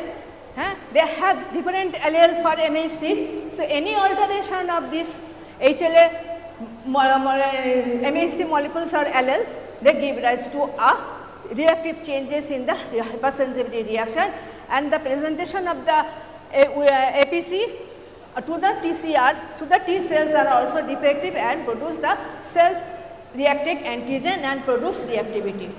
And exogenous substance is very important thing, that is the microbial infection. They have the molecular mimicry. I will tell you later on that molecular mimicry means that some bacteria or some exogenous microbes, they have similar molecular sequence to the self antigen, to the body system. The microbe, they have what are the sequence of the protein, they also similar antigenic expression to the self antigen, and this unknowingly they react with the self antigen due to the molecular mimicry from the microbe to the body antigen. So, this is the factors that are when they are activated, they produce autoimmune reaction against the self antigen. Endogenous substance that I told, that is the exogenous expression of this antigen, the epitopes of these antigenic presenting cells, they are altered and give rise to reaction. Release of the sequestrated antigen means the multiple sclerosis, the disease, they had the myelin and the non-myelin substance in the brain. When they release, they produce the autoimmune disease called multiple sclerosis. Another is when the sympathetic ophthalmia, the disease, injury to one eye, sympathetically it affects the opposite eye. What happened? The proteins that are released from the injured of one eye, they cross react as the antibody they produce cross react with the antigen of the opposite eye. So, disease or injury to one eye produce the affection similar injury to the opposite eye, that is called the sympathetic ophthalmia. So, this is the sequestrated antigen, when they are released produce the autoimmune disease. One more thing, when there is injury to the testis, they produce the antibody to the sperm and give rise to a sterility. So, these are the sequestrated antigen, when they produce outside, they give rise to autoimmune reaction. So, exogenous agents is the microbes. What are those things? One more. This is the genetically I told, it is the HLA related things, they are responsible for disease. As for example, the HLA B27, it is the expressed in the ankylosing spondylosis. Say patient having the disease ankylosing spondylosis, the physician, they will advise for you do the HLA test for HLA B25. Then HLA DB1, HLA DQB1, this is the produce type 1 diabetic mellitus. Another thing is the SLE, that is a HLE DRB1, SLE systemic lupus erythematosus, that is another autoimmune disease due to the HLA deformities. This is the produce the autoimmune disease. And the another thing is this proteins of the cytokine system, they also produce some protein, and in the complement pathway they produce autoimmune disease. These are CQ1, C2, C4 and the present in the production of the systemic lupus erythematosus. So, HLA and the proprotein of the complement system, they are responsible for the autoimmune diseases. Exogenous substance that I told, that is the molecular mimicry, they are responsible for the virus, maybe bacteria, maybe some other organism, they are immunogenic. What happened? You know, everybody that beta hemolytic streptococcus infection in the early life, they produce skin infection and sore throat. And after 6 weeks, that is the production of antibody, the same patient, they are developed as a rheumatic heart disease. What happened? That is the beta hemolytic streptococcus, they have similar molecular mimicry in the heart muscle and the joints. So, after 6 weeks of the infection, that is the post hemolytic streptococcus infection, they produce they lapse the joint and the bites the heart and produce rheumatic heart disease due to the molecular mimicry of the beta hemolytic streptococcus, understand. So, they produce the autoimmune disease, the rheumatic heart disease. Other factors, also the inflammation and chronic inflammation, smoking, that also are factor for autoimmune phenomena. See this thing, this is the injury to one eye. What happened? The release of this antigen from the eye, they go to the regional lymph node and produce the antibody, and this antibody, they sympathetically they act on the opposite eye of the antigen of the same antigen of the opposite eye, produce the infection of the injury to the both eye, and this is called the sympathetic ophthalmia. So, due to the molecular mimicry, injury to one side of the eye, say sympathetically react to the opposite side. This is called the sympathetic ophthalmia due to the molecular mimicry. Clear? Type 1 diabetes. They also they produce the normal pancreas, they also produce the infection of that thing due to the molecular mimicry and the type 1 diabetes mellitus. So, these are the sequences to this. They are cytomegalovirus and HLA molecule. They have the sequence of the same molecule, that is the molecular mimicry. Poliovirus and the acetylcholine receptor, the same sequences. So, these are the some series of the body tissue and that microbes, they have due to the molecular mimicry so many diseases, they are produced this unknowingly due to this sequence of same sequence, that is the molecular mimicry, they are the least, they produce the autoimmune disease. Now, what are the different types of autoimmune disease? They are organ specific and organ non-specific. When it is organ non-specific, it is a systemic infection of the whole body. When it is organ specific, the one organ they are affected to the localized organ, that is called organ specific.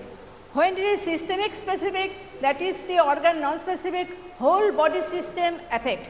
This is the autoimmune disease, that is the SLE, systemic lupus erythematosus, rheumatoid arthritis, systemic sclerosis, inflammatory myopathy. These are the organ non-specific, whole system is affected.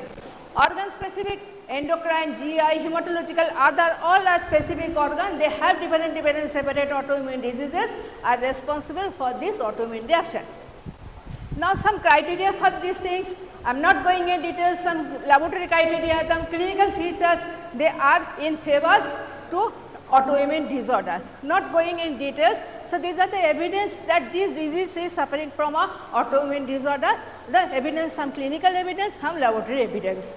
Now, go to the one example of systemic lupus erythematosus. So, you know what is autoimmunity, how the mechanism of autoimmune diseases and what are the factors responsible for those, and nutshell only you understand what is this disease, what is the mechanism behind this thing and what are the different types of disease, and some for short note, not in details, for systemic lupus erythematosus.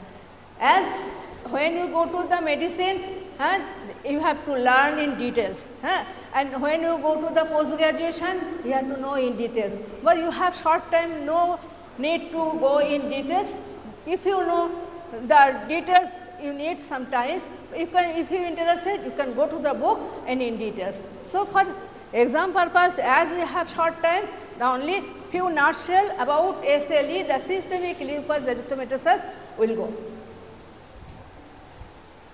What is systemic lupus erythematosus? Lupus means the wolf. Previously, when the disease developed, the patient suffering from this disease, they come with the features of butterfly rash, look like a skin of a wolf. That is why it is called lupus. Previously, nowadays that same nomenclature is going on as systemic lupus erythematosus, but nomenclature has come from the wolf due to the butterfly rash, the malar flash with the bridge of the nose interconnecting look like a disease of a wolf, that is called systemic lupus erythematosus. So, what is this disease?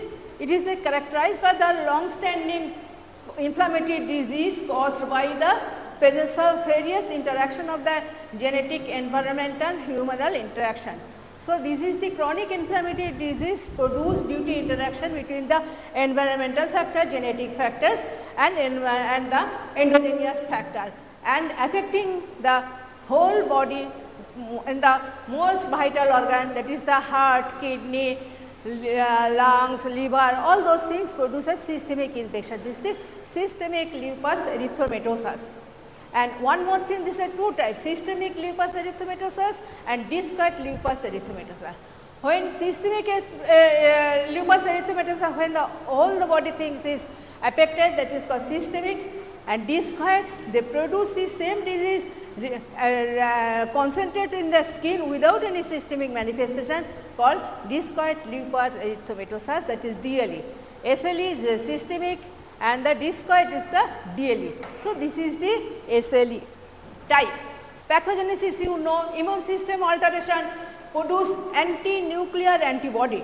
The disease is produced, this is the autoimmune reaction, produce anti-nuclear antibody, and this due to abnormalities of the B cell and T cell affections, and produce the antigen antibody reactions and produce tissue destruction against the self antigen, and produce the different types of organ, that is the necrotized fibrinoid necrosis and necrotizing arteritis of all vital organs. So, pathogenesis, so what is the abnormalities in this disease? The abnormalities in disease, you know, the immune reactions produce the antigen antibody immune complex and deposit it in the vital organ, and the factors are the genetic factors, environmental factors, immunological factors, and production of ANA, anti-nuclear antibody. What is these things? The genetic factors, you know, this is related to the HLA antigen and the pro-proteins of the cytokine system, and this produces the HLA D2, D3, D8 and the complement C1, C4, C2 and C1q. This is the responsible for this. The pathogenesis behind this thing is the HLA related and the pro-protein of the complement system. This is the genetic factors. Next one is the environment factor. The environmental factors are the virus, the bacteria, and there are some hormone, UV light. They also are another factor from the production of this disease. That is the environmental factor. And any other abnormalities of the immune system produce enormous amount of the antibody against the nucleus and the nuclear component and the complement. They also give rise to enormous production of the immunoglobulin in the plasma. Then autoantibiotic, which is the more important things. Nowadays, the test, the patients, they are come to the physician, then and then they advise for this ANA, anti-nuclear antibody screening, for this SLE screening test. What are those ANA, that is anti-nuclear antibody? The antibody, they are produced against the nuclear cytoplasm RNA, they are different fractions of the nucleus and cytoplasm, they are dressed in the plasma, and they during this screening test they are diagnosed. This is the patient is suffering from the autoimmune disease, and some of the things are especially for SLE, some of the other autoimmune disease. So, these are the anti-nuclear antibody, they are screened during routine test. What are those things? The ANA, anti-nuclear antibody, that is that against DNA RNA. That is the test, both DNA and RNA, this is 90% specific for SLE. Patient will go to the laboratory and do for the ANA, anti-nuclear antibody, both for DNA RNA. That is the 90% positive in SLE. One more thing, that is the dsDNA, that is double stranded DNA. That is also a 75% positive for SLE disease. Another thing is the Smith antibodies, that is the anti-Smith SM antibody, that is the Smith antibody, they are also production of this, 25% are present in the SLE. And other than these, the also antibodies are produced, they are anti-ribonucleoprotein, that is the anti-RNP, anti-RO antibody, anti-histone antibody, anti-phospholipid antibody, that is the lupus anticoagulant, anti-ribosomal P protein antibody and anti-neuronal antibody. So, these are the several antibodies, they are raised against the nucleus and the nuclear component in the body due to their autoimmune reaction, these produce. These are the very important thing for diagnosis or screening test for SLE. So, you have to remember this thing for clinician, they are screened first, you do this thing for the diagnosis of SLE and related other autoimmune disorder. Now another updated investigation is the immunofluorescence test. So, this is the immunofluorescence test, the antigen antibody reaction and in the nucleus and around the nuclear components. If we do the immunofluorescence staining, they are the pattern, they give rise to the different types of antibody pattern and they diagnose as the antigen antibody reaction by immunofluorescence mechanism. What are those things? The abnormalities are homogeneous. This is the distribution of the staining in immunofluorescence staining. This is a homogeneous pattern, and homogeneous pattern or diffuse pattern, the antibody to chromatin, histone and dsDNA. Peripheral staining, that is the ream of antibodies in dsDNA, speckle staining and nucleolar pattern. See this thing? This is the peripheral rimming. This is the peripheral rimming around the rim of this nucleus. This is the diffuse, that is the total homogeneous staining. Now the speckle, the dot like things, now the nucleolar, that is around the nucleolars in the nucleus, they also give rise to this type of pattern. Now we see this thing. So, this is the peripheral rim of peripheral, these are the some responsible for the SLE. Homogeneous pattern give rise to a solid homogeneous pattern, these are antibody like this, speckle form, then centromeres or the nucleolars. So, these are the pattern of immunofluorescence and give rise to different types of antigen antibody in the nucleus and the fragments of the nucleus, and they diagnose as the SLE or other different autoimmune disorders. Now, another thing, before these molecular analysis was not there. So, the laboratory simple test called LE cell phenomena that you know from the hematology, that during centrifuge, that is the PCB, after centrifuge the Buffy coat, from the Buffy coat they if you investigate, you can prepare the LE cell phenomena. That is the previous diagnosis of SLE, that LE cell phenomena. What happened? The antigen or antibody reaction in the nucleus when they produce, if they are traumatized in the in vitro outside in the test tube, these traumatized anti-nuclear antibody, which they produce in the blood, they are engulfed by the phagocyte, neutrophil or the monocyte, they engulf and produce the LE cell preparation, and this phenomena is called LE cell phenomena. If they examine, the examiner asks what is LE cell, you will tell this is the in vitro test diagnosis of SLE, and in vitro, that is the outside of the body, they can prepare from the centrifuge, from the PCB tube. After centrifugation, they taking from the Buffy coat and incubate with this and patient serum and anti-nuclear antibody they produce, and the cell is particular cell is called LE cell. That is the before the molecular diagnosis, this test was the 90% they are positive for diagnosis of SLE. What is this thing? So, this is the homogeneous, that anti-nuclear material that are produced in the patient serum, and during when there is a traumatized, they are exposed, and they are engulfed by the neutrophil. The nucleus is the neutrophilic nucleus, lobated nucleus, they engulf, produce the LE cell. So, if you smear in the cell, this is called LE cell phenomena, the cell is called LE cell. So, diagnostic before the molecular test, previously this test was the diagnostic test for LE cell preparation. So, this is very important. Examiner sometimes ask in the oral, how do you do it? It is an in vitro test for LE cell preparation and diagnosis of the SLE.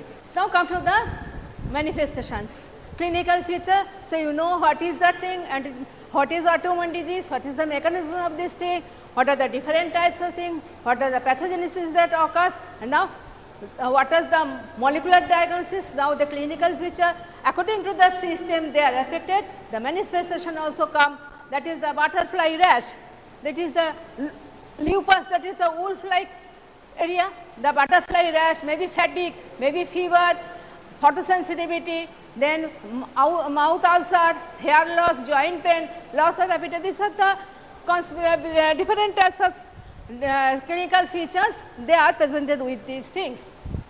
All the organ, related organ, they produce the different types of manifestation. According to the system, they are affected. Maybe heart, maybe kidney, maybe GI. So, according to the affection, I am not going details, so I am non-specific to specific signs and symptoms of the affected organs, as it is a systemic disorder. Now, how we diagnose? From the clinical examination, signs and symptoms and the laboratory test. Apart from the routine test, you have to know the other test also, kidney function test, liver function test, then anti-nuclear antibody screening, then immunofluorescence test. If from the tissue, you can do the special stain, immunofluorescent, EM or electron microscopy. So, these are the remote, but you can do that thing. Other than this, they have the anti-nuclear antibody to against those things. These are the diagnostic tests. So, an anti-phospholipid antibody is another thing. In the hematological section, if you do this is leukopenia and thrombocytopenia, anti-phospholipid antibody, that also thrombotic factors, they are also present in this disease. So, morphology, very important things, not for you, but when you go to the clinics, that kidney affection is the different types of grade by WHO, you have to know that thing. I am not going in details, that is a lupus nephritis, very important, and ultimately give rise to acute or chronic renal failure, very important things. And another thing is the blood, that is the autoimmune hemolytic anemia, then necrotizing vasculitis, fibrinoid necrosis, then cutaneous as a butterfly rash of the face, in the bridge of the nose and the adjacent cheeks. Then the cardiac manifestation is a valvular heart disease and the cardiac muscle disorder. So, these are the fibrinoid necrosis in the tissue, endothelium, underneath the mesothelium, endocardium, all the lining epithelium, it produce the fibrinoid necrosis and the and this is the fibrinoid necrosis, this is the fibrinoid necrosis and produce in this disease, and the lymphocyte infiltration as is the immune mechanism. So, lymphocyte will come in the place of affection for this thing. So, this is the systemic, so butterfly rash, different types of skin manifestation, these are the ulcer formations, this is the clinically what are the different types of skin disorder. See this thing. This is cutaneous vascular lesion, then oral ulcer, alopecia, butterfly rash. See this, the butterfly rash, ulnar subluxation, subluxation of the joints. This is swan neck deformity, the polyarteritis, stiffness by arthalgia, peripheral neuropathy, and the Mornet and the memory discomfort. These are the some affection according to this system, they are presented with this thing. So, these are the some infection. Now, systemic lupus erythematosus, as it is a systemic disorder, according to their affection, the different types of manifestation they will come. And prognosis is a long standing prognosis, and depends upon the organ is affected by these things and the stage of the disease. So, it is an autoimmune disorder, and nutshell you have to know this is SLE for short note purpose and autoimmune disorder of short note purpose. So, this is the today's class. So, short note, what have to know the autoimmunity, autoimmune disorder, mechanism for short note, and the SLE, the some example, and in short for example.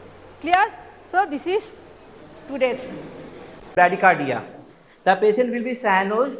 The patient can be hypotensive.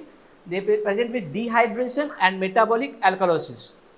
Cardiac asthma, another term called cardiac asthma. Here the exacerbation of bronchial asthma is due to here the exacerbation of respiratory distress is due to uncompensated cardiac failure, heart failure. Now, these are pathogenesis of bronchial asthma. Classically, the bronchial asthma are associated with the exposure to allergen. Now, on exposure to allergen, in the blood, they basically in the blood there is formation of IgE antibody. These IgE antibody, they are either present in the blood or they are attached on the surface of the mast cell. When the person is again exposed to the allergen, what happens? There is formation of IgE and allergen complex that causes degranulation of the mast cell. There is release of histamine, serotonin, prostaglandin D2, and very important factor cysteinyl leukotrienes that include LTC4, LTD4. Now these are the leukotrienes play a very important role in the pathogenesis of bronchial asthma. They cause bronchoconstriction. Histamine is also secreted from the mast cell, but it's not very important mediator of inflammation. So antihistaminics are not that helpful in bronchial asthma. Now, what happens? The different chemical mediators released from the mast cells, they cause bronchoconstriction. Now, gradually, they also cause increased chemotaxis of the leukocytes, eosinophils, neutrophils, basophils. Now, these additionally secrete more of the chemical mediators, including leukotrienes, including cytokines. Now, among them, notable are leukotriene B4 and adenosine prostaglandin D2 platelet activating factor. Eosinophil, they also secrete eosinophilic cationic protein and eosinophilic neurotoxin. What does they cause? They cause shedding of the bronchial epithelial cells. As a result, irritant receptors and the C fibers, they are exposed, and thus the bronchial tissue is hyper responsive to the allergen. Now, this bronchial muscle tone is regulated by sympathetic, parasympathetic and NANC, that is non-adrenergic, non-cholinergic mediators. What does parasympathetic do? Sympathetic, there is presence of beta-2 receptor on the bronchial smooth muscles.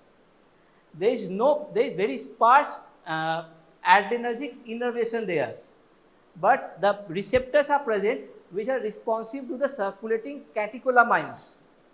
Now, what happens on stimulation of the beta-2 receptors? Adenylyl cyclase increases in concentration in the tissue, in the cell.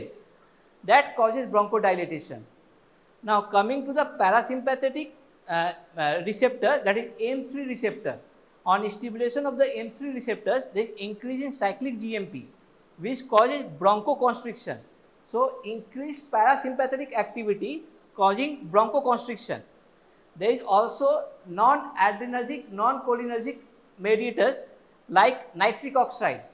They cause decreased bronchial muscle tone, causing bronchodilation. Histamine is not an important mediator of the human asthma, and therefore antihistaminics are not that helpful.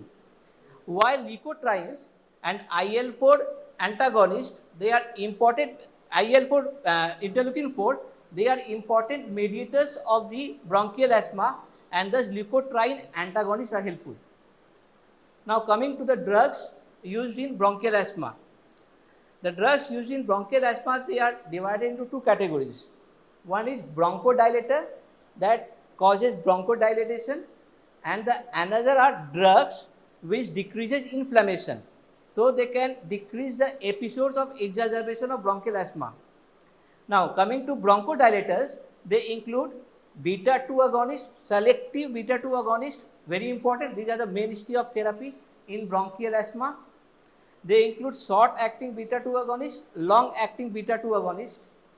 Short-acting beta-2 agonists include salbutamol and terbutaline. These are two very important drugs used in the clinical practice.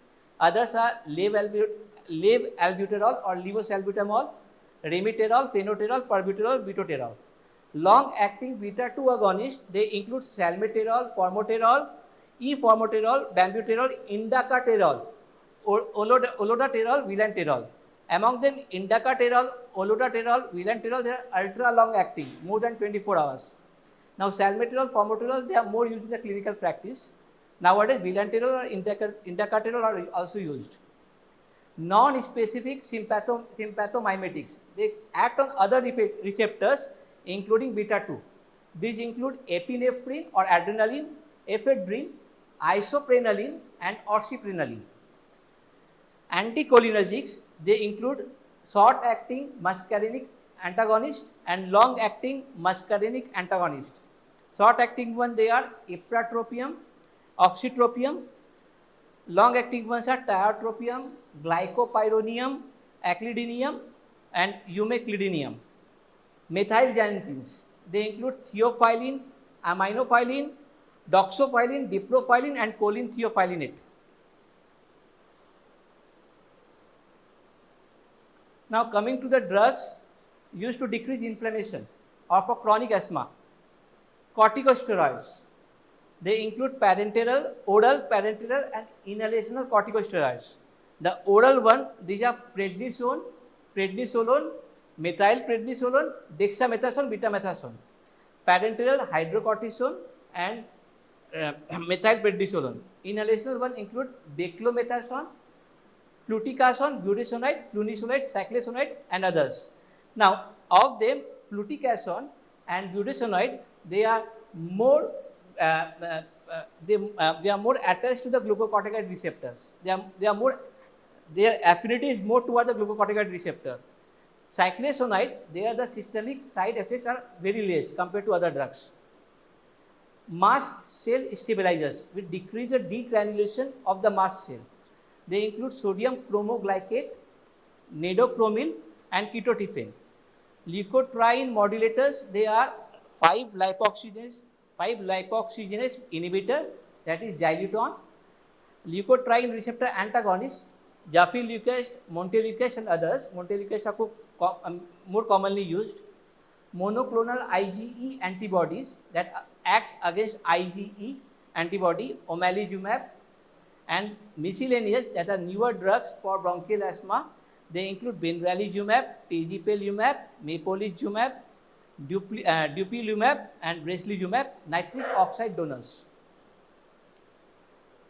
Acute attack of asthma is reversible by using bronchodilator, but the problem is that the underlying pathological change, including increased secretion of mucus, vascular permeability, shedding of bronchial epithelial cells, they continues. And if it is and after each attack of asthma, there is damage to the alveoli of the lungs for this reason.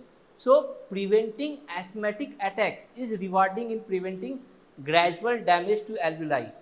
If we do not prevent the acute attack of asthma, ultimately what will happen? This bronchial asthma will gradually turn into irreversible, will cause irreversible damage to the lung. Now coming to sympathomimetics. Beta-2 receptor stimulation, as discussed, causes increased cyclic AMP formation in the bronchial muscle cell, causing bronchodilation. This is one mechanism of action. The others are the beta-2 receptors, other than bronchial epithelial cells, bronchial cells, smooth muscle cells, they are also present in inflammatory cells, particularly mast cells. Now what happens? increase cyclic AMP in the mast cells and other inflammatory cells. They also cause decrease in the mediator release. But the problem is that these beta 2 receptors in the inflammatory cells, they desensitize quickly.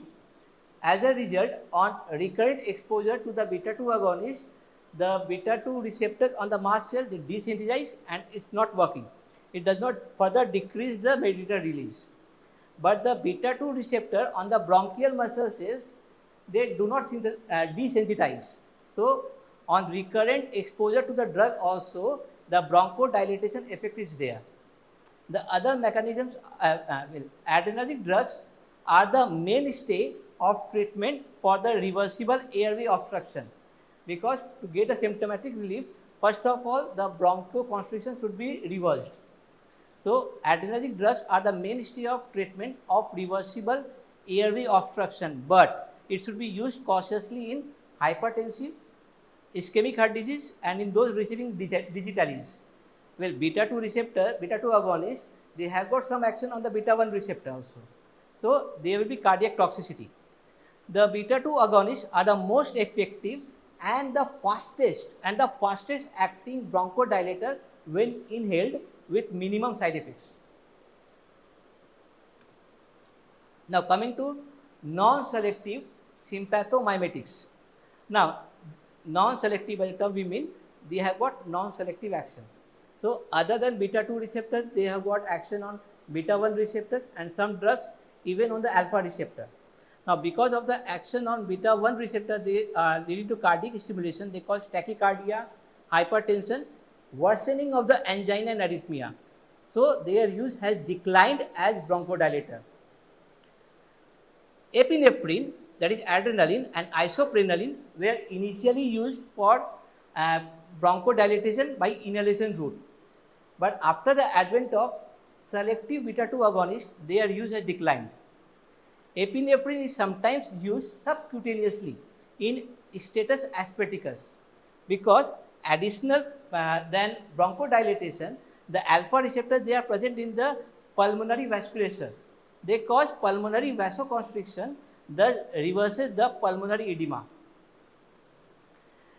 Metoprolol, that is basically oxyprenaline, is a longer acting derivative of isoprenaline with more prominent beta 2 action. Now, isoprenaline basically they have got beta 1, beta 2 and beta 3 action. This oxyprenaline, they have got more prominent beta 2 action. Incidence and severity of side effects are less than isoprenaline. Ephedrine is a long acting drug, but the problem is that they have got CNS stimulant action. So, they are not used nowadays. Selective beta 2 agonists, they are the mainstay of modern bronchodilator therapy. It can be short acting, it can be long acting as discussed. Now, how they act, mechanism of action, number one thing, they cause bronchodilation by increasing cyclic AMP in the bronchial smooth muscles. Number two, they inhibit the degranulation or inhibit the release of bronchoconstrictor mediator from the mast cells, basophils, eosinophils, neutrophils and lymphocytes. Number three, they inhibit microvascular leakage and they increase the mucociliary transport by increasing ciliary action. These are the four mechanisms of action. The most important one being the number one, bronchodilation by increasing cyclic AMP. Beta 2, as already discussed, beta 2 receptors on the inflammatory cells desensitize quickly, and thus on prolonged use this effect is lost, and due to this reason they are not useful for prevention of acute attack of asthma. But desensitization of beta 2 receptors on the bronchial smooth muscle do not occur or even on prolonged use. So, they are thus their bronchodilator effect is maintained even on long term use. Now, coming to short acting beta 2 agonist, they have got faster onset of action and effective in reversing bronchoconstriction, and therefore they are preferred as symptomatic relief of the acute attack of bronchial asthma. Now, the two important drugs that are used clinically are salbutamol and terbutaline. Salbutamol, they have got highest beta 2 selectivity, and their onset of action further increases, their selectivity further increases by inhalation route. Onset of action is 5 minutes and the duration of action for 3 to 6 hours. When we give it for oral, from oral route, the bioavailability is 50%, duration of action increases further to 4 to 8 hours. They are not suitable. All these short-acting beta-2 agonists, they are not suitable for prophylaxis. Side effects are because of beta-1 stimulation, tremor, tachycardia, palpitation, hypokalemia, and restlessness. So sometimes for the treatment of hyperkalemia, beta-2 agonist inhalation are used. Terbutaline, they are similar to salbutamol in its properties and use, and probably they are the only bronchodilator which can be safely used in pregnancy. Long-acting beta-2 agonist. Now, there the onset of action is slower and they are long-acting, they are around 6 to 12 hours. Unlike short-acting beta-2 agonists, where action lasts for 2 to 4 hours. Now, onset of action is slow for all long-acting, onset of action is slow for all long-acting beta-2 agonists except formoterol, which have got rapid action. So, formoterol is a drug which can be used to control the bronchial asthma and to relieve the bronchial asthma. কেন কি onset of action fast, খুব তাড়াতাড়ি কাজও করবে, অনেকক্ষণ ধরে কাজ করবে. So, due to rapid onset of action and being long-acting, formoterol with inhalational corticosteroids, they can be taken for both the purposes, to control and to relieve asthma. They do not treat underlying inflammatory condition and may increase the risk of exacerbation of the life-threatening asthma when used alone for longer periods. এটা আগে জানলাম কি beta 2 agonist দিলে আমরা broncho constriction কে reverse করতে পারবো, but we can't treat the inflammatory condition. Now, after each attack of bronchial asthma, there is some injury to the alveoli of the lung. So, as the disease progresses, the life-threatening asthma episodes are increasing. And the problem with long-acting or the short-acting beta-2 agonists, they do not work on the inflammatory condition. So, they should never be used alone. देखा गया कि 10 beta-2 agonist use कर ले life-threatening asthma condition बेड़े जाए. For that reason, they should not be used alone, but they should be used only in combination with inhalational corticosteroids as fixed dose combination. Now, when asthma is not controlled by low dose inhalational corticosteroids, যখনই একটা bronchial asthma patient কে drug use করি for maintenance therapy, the first we start with inhalational corticosteroids. যখন দেখি medium low dose, যখন দেখি কি further, if we see that further increment in dosage is required, then we add up long-acting beta-2 agonist. So, when asthma is not controlled by low dose inhalational corticosteroids, then addition of long-acting beta-2 agonist is more effective than increasing the dose of inhalational corticosteroids. They are also, the long-acting beta-2 agonists, they are also used in combination with antimuscarinics, particularly in case of COPD patient. We will come later. And then both salmeterol and formoterol, they inhibit the late phase allergen-induced asthma which occur when bronchodilating effect of the short-acting agent is over. Initially, the inflammation, they are with leukotriene C4 and D4. Now, what happens? The short-acting ones, they inhibit the initial inflammatory condition, but the late phase allergen-induced asthma is not reversed by short-acting ones. There, the long-acting beta-2 agonists are effective. Now, coming to methyl xanthines. Methyl xanthines, they are mainly the plant products. They include theophylline, caffeine, and theobromine. But theobromine, because of their weak effect, they are not used in clinical practice. Now, coming to the sources, they are tea leaves, mainly caffeine, a small amount of theophylline and theobromine, cocoa and chocolate, mainly theobromine, and coffee seeds and cola drinks, mainly caffeine. Now, pharmacological action of methylxanthines. Central nervous system, they have got stimulant effect, particularly more with caffeine than theophylline. That is sense of well-being, alertness, allege fatigue, improved performance and increased motor activity. Coffee पीले mind का alert हो जाए because of the methylxanthines, caffeine. Now, higher doses, they cause nervousness, panic, restlessness, insomnia. Even at more higher dosage, tremor, delirium and convulsion, the toxicity is more with theophylline than with caffeine. Vomiting at higher doses. Now, coming to cardiovascular system, they have got positive chronotropic and positive inotropic action. That they basically, when considered for heart rate, they are increased due to direct cardiac they are increased due to direct cardiac action and decreased due to vagal stimulation. So, the effect on heart rate by the methylxanthine, they are variable. It can increase, it can decrease. At higher doses, arrhythmia may occur.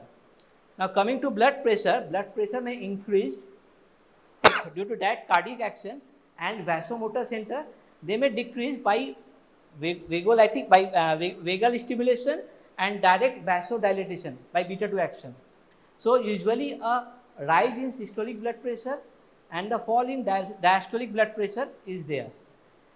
All the methylxanthines, they dilate systemic blood vessels, including coronaries, except in case of cranial vessels, where they constrict it, particularly caffeine. So, caffeine find use in the acute attack of migraine. Smooth muscle, they get relaxed, particularly the effect is more in the bronchi. Biliary spasm is relieved with minimal effect on the genitourinary tract, on the intestine. Theophylline is more potent than caffeine, but the effect is the bronchodilation effect is much less compared to the beta 2 agonist. Kidney, they cause mild diuresis, brief action. Skeletal muscle increases the contractility, enhanced diaphragmatic contractility, particularly with theophylline. They are helpful, rather beneficial in dyspnea and chronic obstructive pulmonary disease. Stomach, they cause enhanced acid secretion and pepsin secretion metabolism. They increase BMR. In the mast cells and other inflammatory cells, they decrease the release of inflammatory mediators. Mechanism of action of methylxanthines. There are 4 mechanisms. The number 1, very important, is inhibition of phosphodiesterase enzymes. There are 11 isoenzymes for phosphodiesterase and they inhibit all of them. Non-specific inhibition of all of the isoenzymes. What does it cause? It causes degradation of the cyclic nucleotides. CAMP to AMP, CGMP to GMP.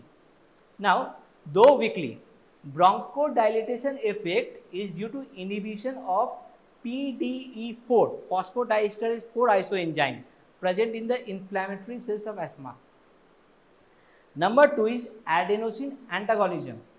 Now, adenosine, they also cause bronchoconstriction by action on A1 and A3 receptor. Now, adenosine cause smooth muscle contraction, especially bronchial.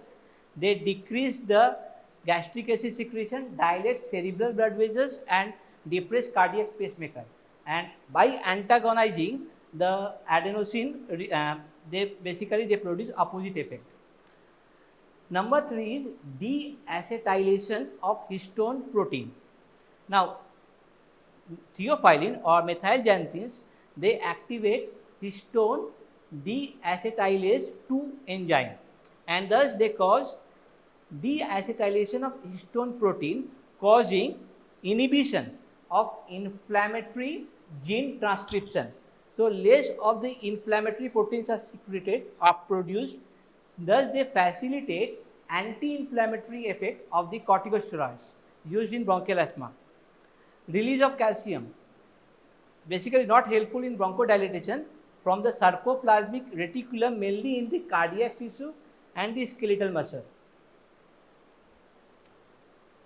Now, coming to theophylline pharmacokinetics, well absorbed orally, 50% plasma protein bound, distributed nearly to all tissues.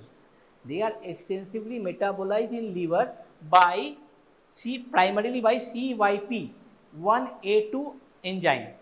Uh, Now, second very important thing is the enzymes responsible for metabolism of theophylline, they are saturable. So, when the concentration of theophylline increases in the blood, the kinetics of metabolism changes from first order to zero order kinetics. So, it's one of the example where the drug following zero order kinetics. Now, they have got pronounced inter-individual variation. Now, adverse effects, they have got narrow margin of safety like phenytoin. So, headache, nervousness and nausea, gastric pain if used by oral route, rectal inflammation if used by as suppositories, and rapid IV injection can cause precordial pain, syncope and even death. Interaction. Now, we know that they are primarily metabolized by CYP1A2 enzyme.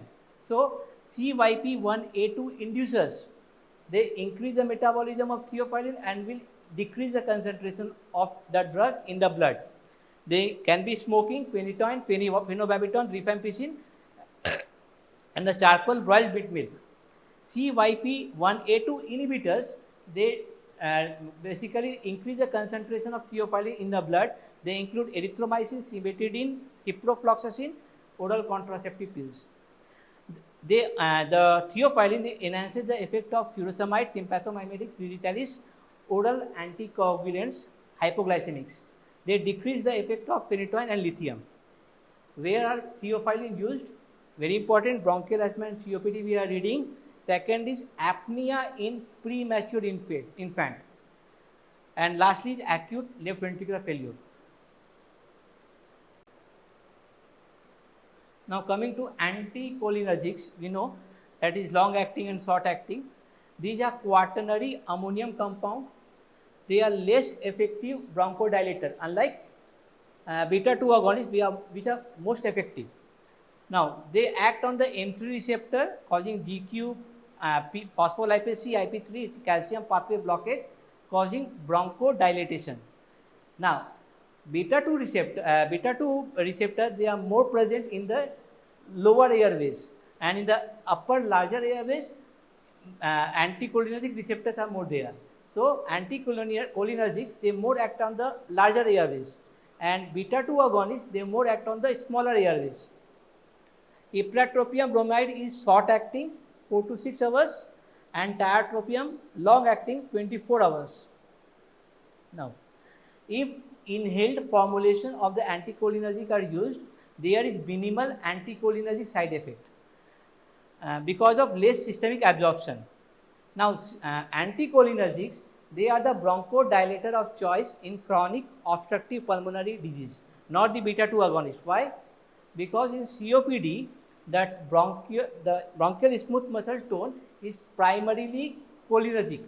So by giving anticholinergics, we can reverse the reversible component of the airway obstruction in COPD.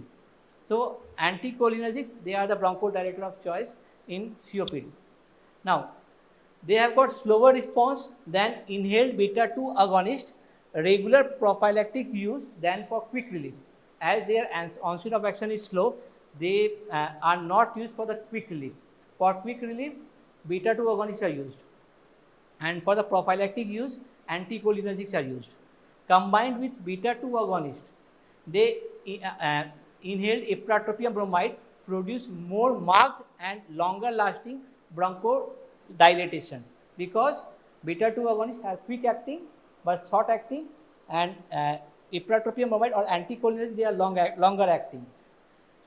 Nebulized ipratropium with salbutamol employed in refractory asthma.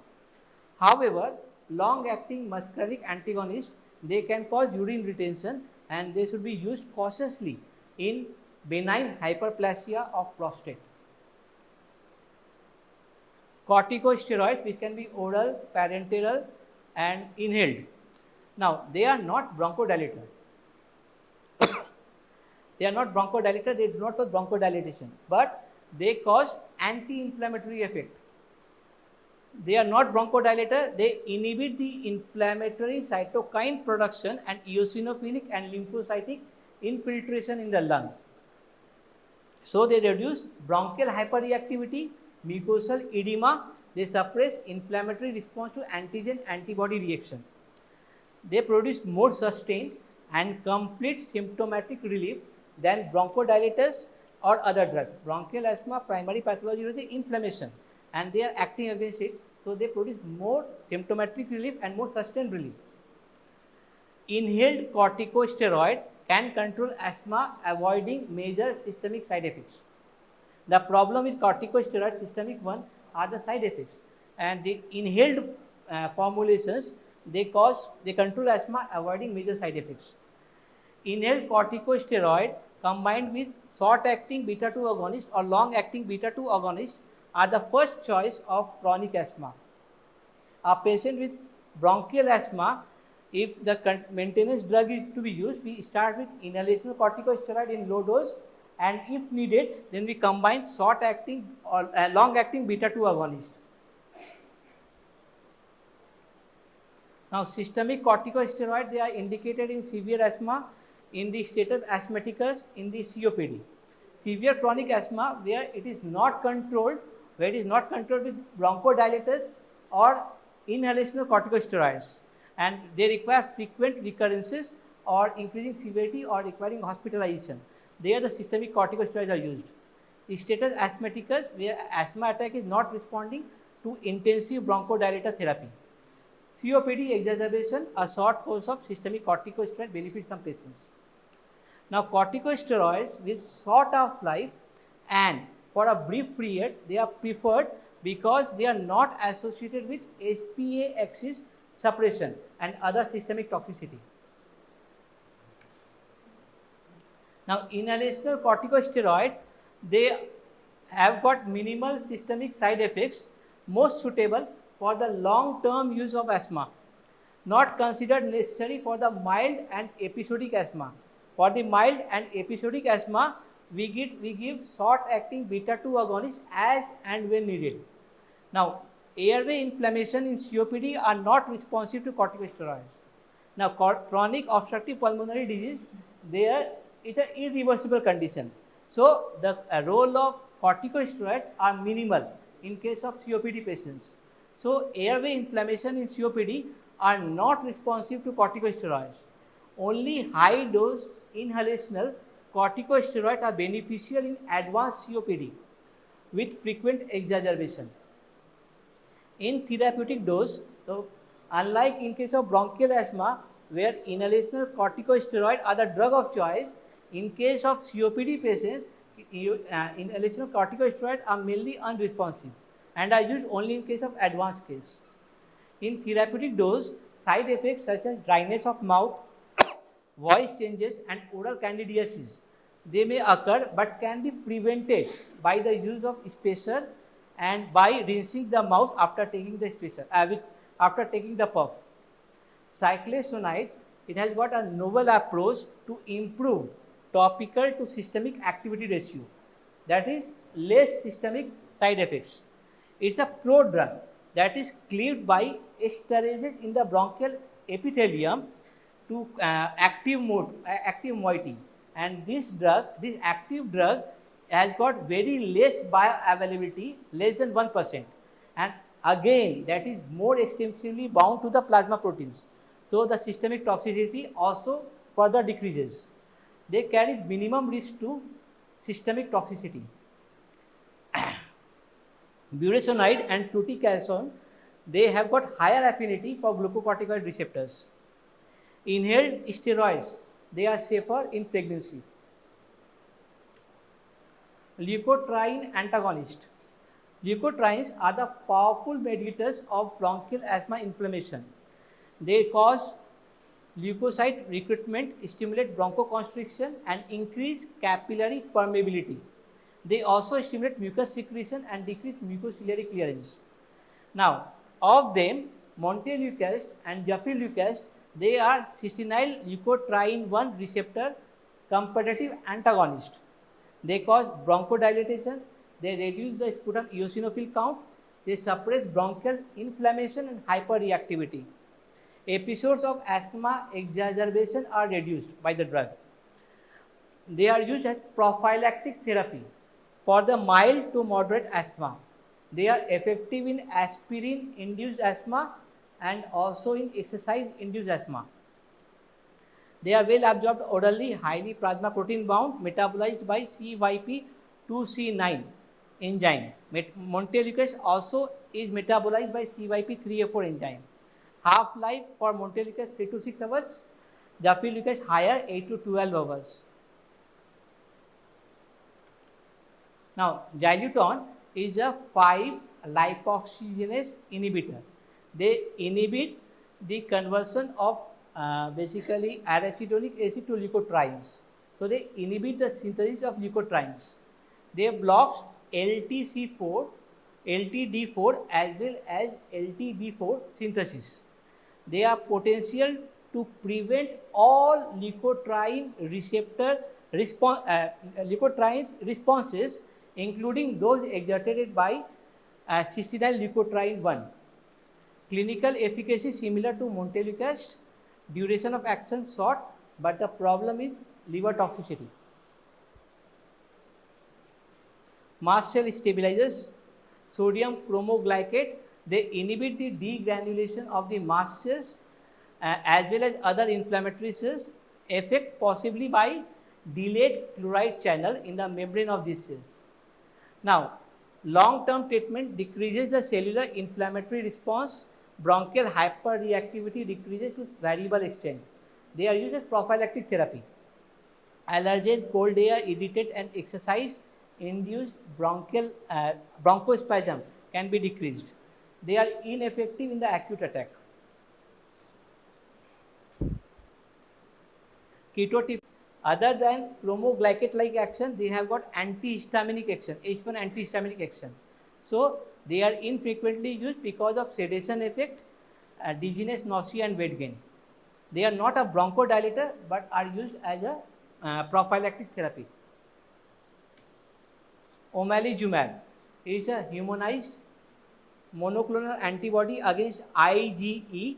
They are found to reduce exacerbation and steroid requirement in severe acute asthma, but not in case of non-allergic asthma.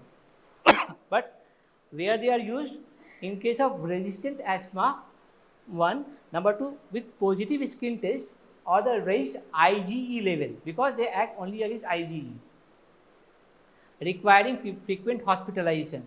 They are also being tried on other allergic conditions. They are expensive. Now, is a GINA guideline, Global Initiative for Asthma Guideline 2022 for the management of the bronchial asthma. There the step-wise treatment is being given, step 1 to step 5, as per the patient's symptom. Like for example, step 1, when the symptom is less than twice a month, there step 1 therapy is used. In case of step 2, when the symptom is more than twice a month, but 4 to 5 days per week. Similarly, step 3, step 4 and step 5 even higher when symptoms are more worse. Now, in step 1 basically, we use beta 2 agonist short acting as and when required. In step 2, we add a low dose inhalational corticosteroid. In step 3, we including low dose ICS, we add long acting beta 2 agonist and short acting beta 2 agonist as needed when there is exacerbation. In step 4, we add further increase the dose of ICS, and step 5 we add other drugs. So, depending on the symptoms of bronchial asthma, there is step-wise treatment for the management of bronchial asthma.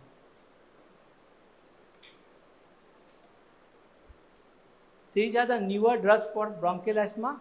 Number 1, nitric oxide donors. We know nitric oxide, they cause bronchodilation.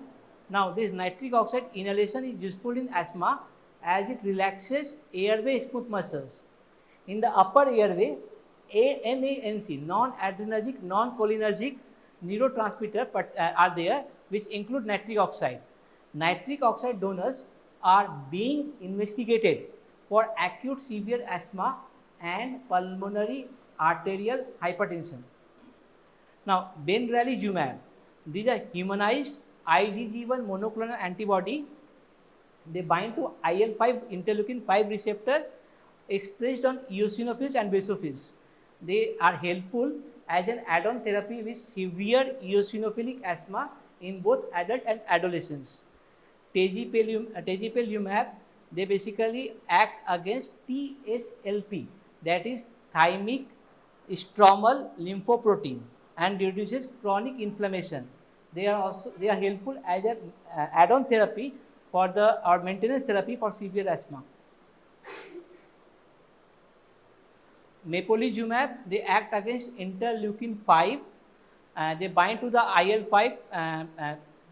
They inhibit IL-5 binding to its receptor on the surface of eosinophils. They are used as maintenance therapy for severe asthma with eosinophilic phenotype, where eosinophilia is there. They are also used in hyper-eosinophilic syndrome. Now, dupilumab, they are monoclonal antibody. They bind to IL-4 receptors. They are given subcutaneously in eosinophilic phenotype or corticosteroid dependent asthma. Now, treatment of status asthmaticus is a severe acute life-threatening bronchial asthma require admission. So, the treatment basically we can divide into two categories. One is general supportive care and another is specific treatment. Now, the general supportive care include hospitalization, IV fluid to correct dehydration. We can give basically sodium bicarbonate to correct metabolic. We can give IV fluid for correct dehydration. Moist oxygen we can give it. The patient may require ventilation, non-invasive ventilation or the positive airway pressure ventilation, correction of dehydration. Now, suitable antimicrobial agent can be added if there is any evidence of infection. Now, coming to the specific treatment, we give nebulization by short-acting beta-2 agonist like salbutamol every 15 minutes till the bronchodilation or rescue of the exacerbation is achieved. We can add simultaneously ipratropium nebulization if the condition is more life-threatening. Now, a short course of systemic corticosteroids, oral if the patient can tolerate, or the injectable corticosteroid if patient cannot tolerate oral drug like hydrocortisone 200 mg IV followed by 100 mg IV 8 hourly. Now, additionally, terbutaline can be given subcutaneously or aminophylline infusion may be considered. General anesthetics like halothane is also occasionally considered for the treatment of status asthmaticus. Now, coming to chronic obstructive pulmonary disease. It's an irreversible airway obstruction unlike in case of bronchial asthma. Clinical progress depend on two variables, either it's a case of bronchitis, either more bronchitis predominant or emphysema predominant. So, clinical progress depend on that. Drugs relieve only symptom. Drugs relieve only symptom without treating underlying pathophysiology because it's an irreversible condition. Aim of treatment is to lessen the airflow obstruction, reduce the respiratory distress, improve the quality of life and prevent and treat secondary complications like hypoxemia, infection or cor pulmonale. Now, treatment options for chronic obstructive pulmonary disease, very important, stop the smoking, which is one of the risk factors. Number 2, vaccination to prevent secondary infection in patients of chronic obstructive pulmonary disease, influenza and pneumococcal vaccination.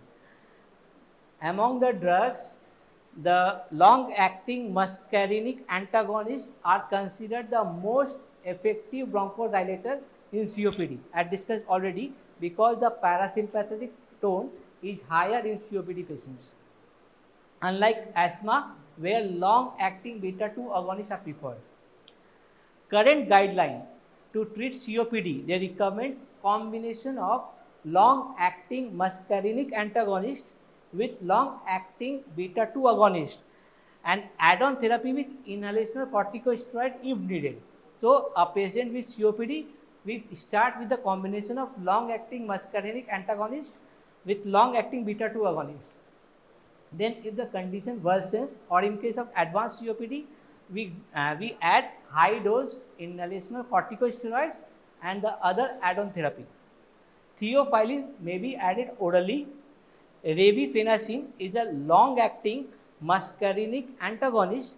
It is a novel drug to produce a sustained long-acting bronchodilation with lower anticholinergic side effects. They are used for the maintenance treatment of COPD by nebulization. Systemic corticosteroids may be added orally to get for a brief period in COPD exacerbations. Domiciliary oxygen therapy may be considered in some COPD patients. In advanced COPD patients which are hypoxemic with all the current therapy, use of mucolytics and expectorant is controversial and may not be used. Now coming to the cough. Cough is a protective reflex. It helps us to bring out the unwanted mucus and other bronchial secretions. Its purpose is expulsion of respiratory secretion and foreign particles. Meaning of saying is that because it's a protective reflex which helps us to expulse the bronchial secretion or respiratory secretion and foreign materials, suppression of cough is never beneficial. In most of the cases, it's not beneficial. Now, cough occurs due to stimulation of the mechano and chemoreceptors in the throat and respiratory tract. Causes of cough may be infective, viral, bacterial, fungal, may be inflammatory, may be cancerous, like in case of intractable cough in bronchogenic carcinoma, may be due to smoking, smoker's cough, may be drug induced. Of them, ACE inhibitor is one of the side effects of ACE inhibitor is cough, which is not present in angiotensin receptor blocker. ACE inhibitor, acetylcysteine. Acetylcysteine we use in productive cough, but that may also cause bronchospasm and cough. Amiodarone, inhaled medication, and iodine. Now, types of cough. It can be productive or the useful cough because it is helping us to bring out or expulse the bronchial secretion. Dry cough, which is useless. So basically, if we want to suppress the cough, we suppress dry cough, not the productive cough. Productive cough, they serve to drain the airway. Suppression is not desirable and may even be harmful.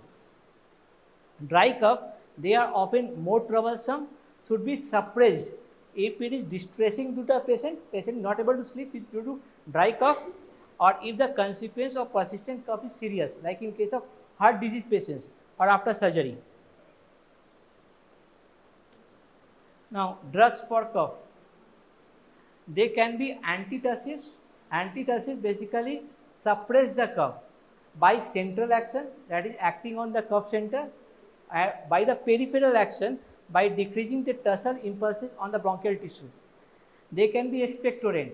The expectorant or the mucokinetics, either they decrease the viscosity of the bronchial secretion called mucolytics, or they increase the secretion of the bronchial tissue, secretion enhancers. Now, antitussives, they can be central acting, like which include opioids and non-opioids, peripherally acting, which include benzonatate. Benzonatate is especially central as well as peripheral acting. Pharyngeal demulsions, steam inhalation and adjuvant bronchodilator therapy. Expectorant, they include secretion enhancers and mucolytics. Now, US, that is United States FDA, they have approved only guaifenesin as the expectorant. Now, coming to antitussives. Antitussives, they act in the central nervous system to raise the threshold of the cough center or act peripherally in the respiratory tract to decrease the tussle impulses. So, antitussive basically suppress the cough either by central action or by the peripheral action. Now, they should be used only in dry cough, not in the productive cough, or if it is distressing or harmful to the patient. Now, coming to centrally acting opioid antitussive, morphine and its congeners, they are the best centrally acting antitussives, but The problem with this morphine and other drugs are that they have got strong addictive liability and they have got respiratory depression property. So they are not used as antitussive. Coming to next, codeine. Codeine is a more selective for the cough center. Abuse liability is low, but the problem, the chief drawback is constipation. So codeine we generally use with a laxative. Respiratory depression and drowsiness can occur at higher doses, particularly in children. They are contraindicated in asthmatic patients because they cause bronchospasm and in patients with decreased respiratory drive, and they should be avoided in children for the fear of respiratory depression. Ethyl morphine is an antitussive respiratory depression action like that of codeine. Codeine যেভাবে antitussive action রয়েছে সেভাবে ethyl morphine রয়েছে, but they are less constipating. Constipation action is less there. For codeine, they are similar in efficacy to codeine as antitussive, but longer acting with no analgesic or addiction property. Non-opioid antitussive include noscapine, dextromethorphan, clofedienol and prenoxidazole. Now noscapine, they suppress cough, they have got no addiction, no analgesic action, no narcotic action. Headache and nausea is occasional. They may release histamine from the muscles and thus may cause bronchoconstriction in the asthmatic patient. Dextromethorphan, they are synthetic central NMDA receptor antagonist. They do not suppress mucociliary clearance. They does not cause constipation. They are non-addicting, but some drug abusers indulge in its use. Dizziness, nausea, drowsiness, hallucination, ataxia are side effects. Clofedienol is the central antitussive with weak antihistaminic, weak anticholinergic and local anesthetic property. Prenoxidazole, it has been developed in Hungary. They decrease the stress receptors in the lung and efficacy is not impressive. Pharyngeal demulsions, basically they coat the pharynx and produce a soothing effect. Now they produce symptomatic relief of cough originating above the larynx. May be used as and when required as lozenges, syrups, glycerin, licorice. Benzonatate is an antitussive having central and peripheral action. Structurally related to the local anesthetic tetracaine, and so they have got mild anesthetic action as well. They inhibit afferent cough impulses to suppress the central cough center. Again, they inhibit pulmonary stress receptor. Steam inhalation is the economical and basically safe method of treatment, no side effect. Useful for cough originating below the larynx, and they help in the liquefaction of the tenacious sputum. They are highly useful in bronchiectasis. Sometimes, often aromatic substances are given in the steam inhalation like tincture benzoin, eucalyptus oil or menthol, but their use is but their effect is doubtful. Bronchodilators, sometimes to suppress the cough we use bronchodilators like salbutamol and terbutaline. They reduce the cough if it is associated with bronchospasm. And all the fixed dose combinations available in the market that contain multiple drugs for cough, বিভিন্ন cough syrup পাওয়া যায়, in which one of them may be a bronchodilator. They are irrational and should never be prescribed.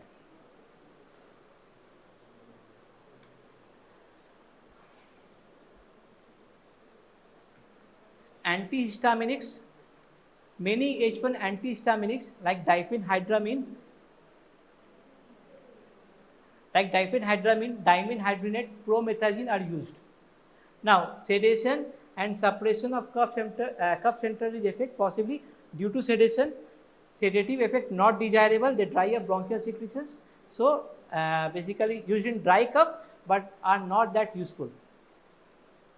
It would suitable antitussive in dry and troublesome cough rather than using antihistaminic because of sedation effect, because of a drying up of bronchial secretion. Local anesthetics. Local anesthetics such as lignocaine, they are also used to suppress the cough. They are administered by nebulizer in intractable cough due to bronchogenic carcinoma. When in case of use of endoscopies, like upper GI endoscope, like bronchoscope, they prevent cough during instrumentation. They are instilled topically in the airways.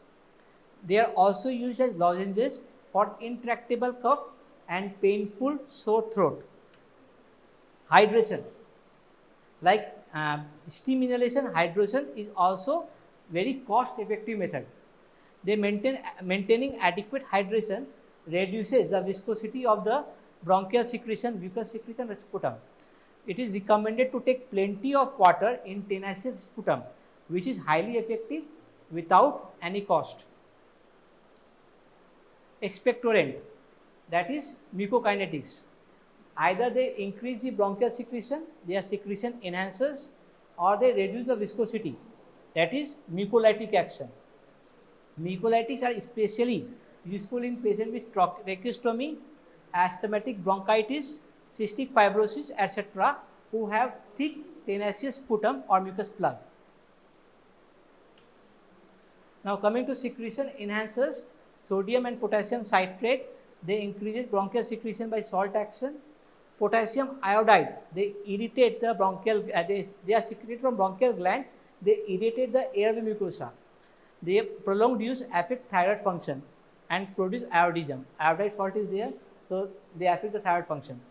Guaifenesin, Vasaka, Tolu balsam, they are plant products, they enhance the bronchial secretion and mucociliary function. Ammonium salts are nauseating and they reflexly increase respiratory secretion. US FDA has stopped marketing all expectorants except guaifenesin. Bromhexin. Now bromhexin has got mucolytic effect. What does it cause? They depolymerize mucopolysaccharides directly as well as by liberating lysosomal enzymes. Network of fibers in tenacious sputum is broken and the sputum viscosity is decreased. They are particularly useful if mucus plug is present. Ambroxol is a metabolite of bromhexin and have got similar mucolytic action. Acetylcysteine, they opens disulfide bond in the mucoproteins and thus they makes it less viscid. They can be administered orally, they can be administered by inhalation. In intubated patient, thick sticky secretion can be liquefied by direct instillation of acetylcysteine into the respiratory tract. Now, they breach the mucosal barrier, gastric mucosal barrier, so they are contraindicated in peptic ulcer patients. They are also useful in paracetamol toxicity and in dry eye, that is keratoconjunctivitis sicca. Carbocysteine, they also liquefies viscid sputum like that in case of acetylcysteine administered orally. They may break gastric mucosal barrier like that of acetylcysteine, so contraindicated in patient of peptic ulcer disease. Gastric discomfort and rashes are the side effects. Thank you.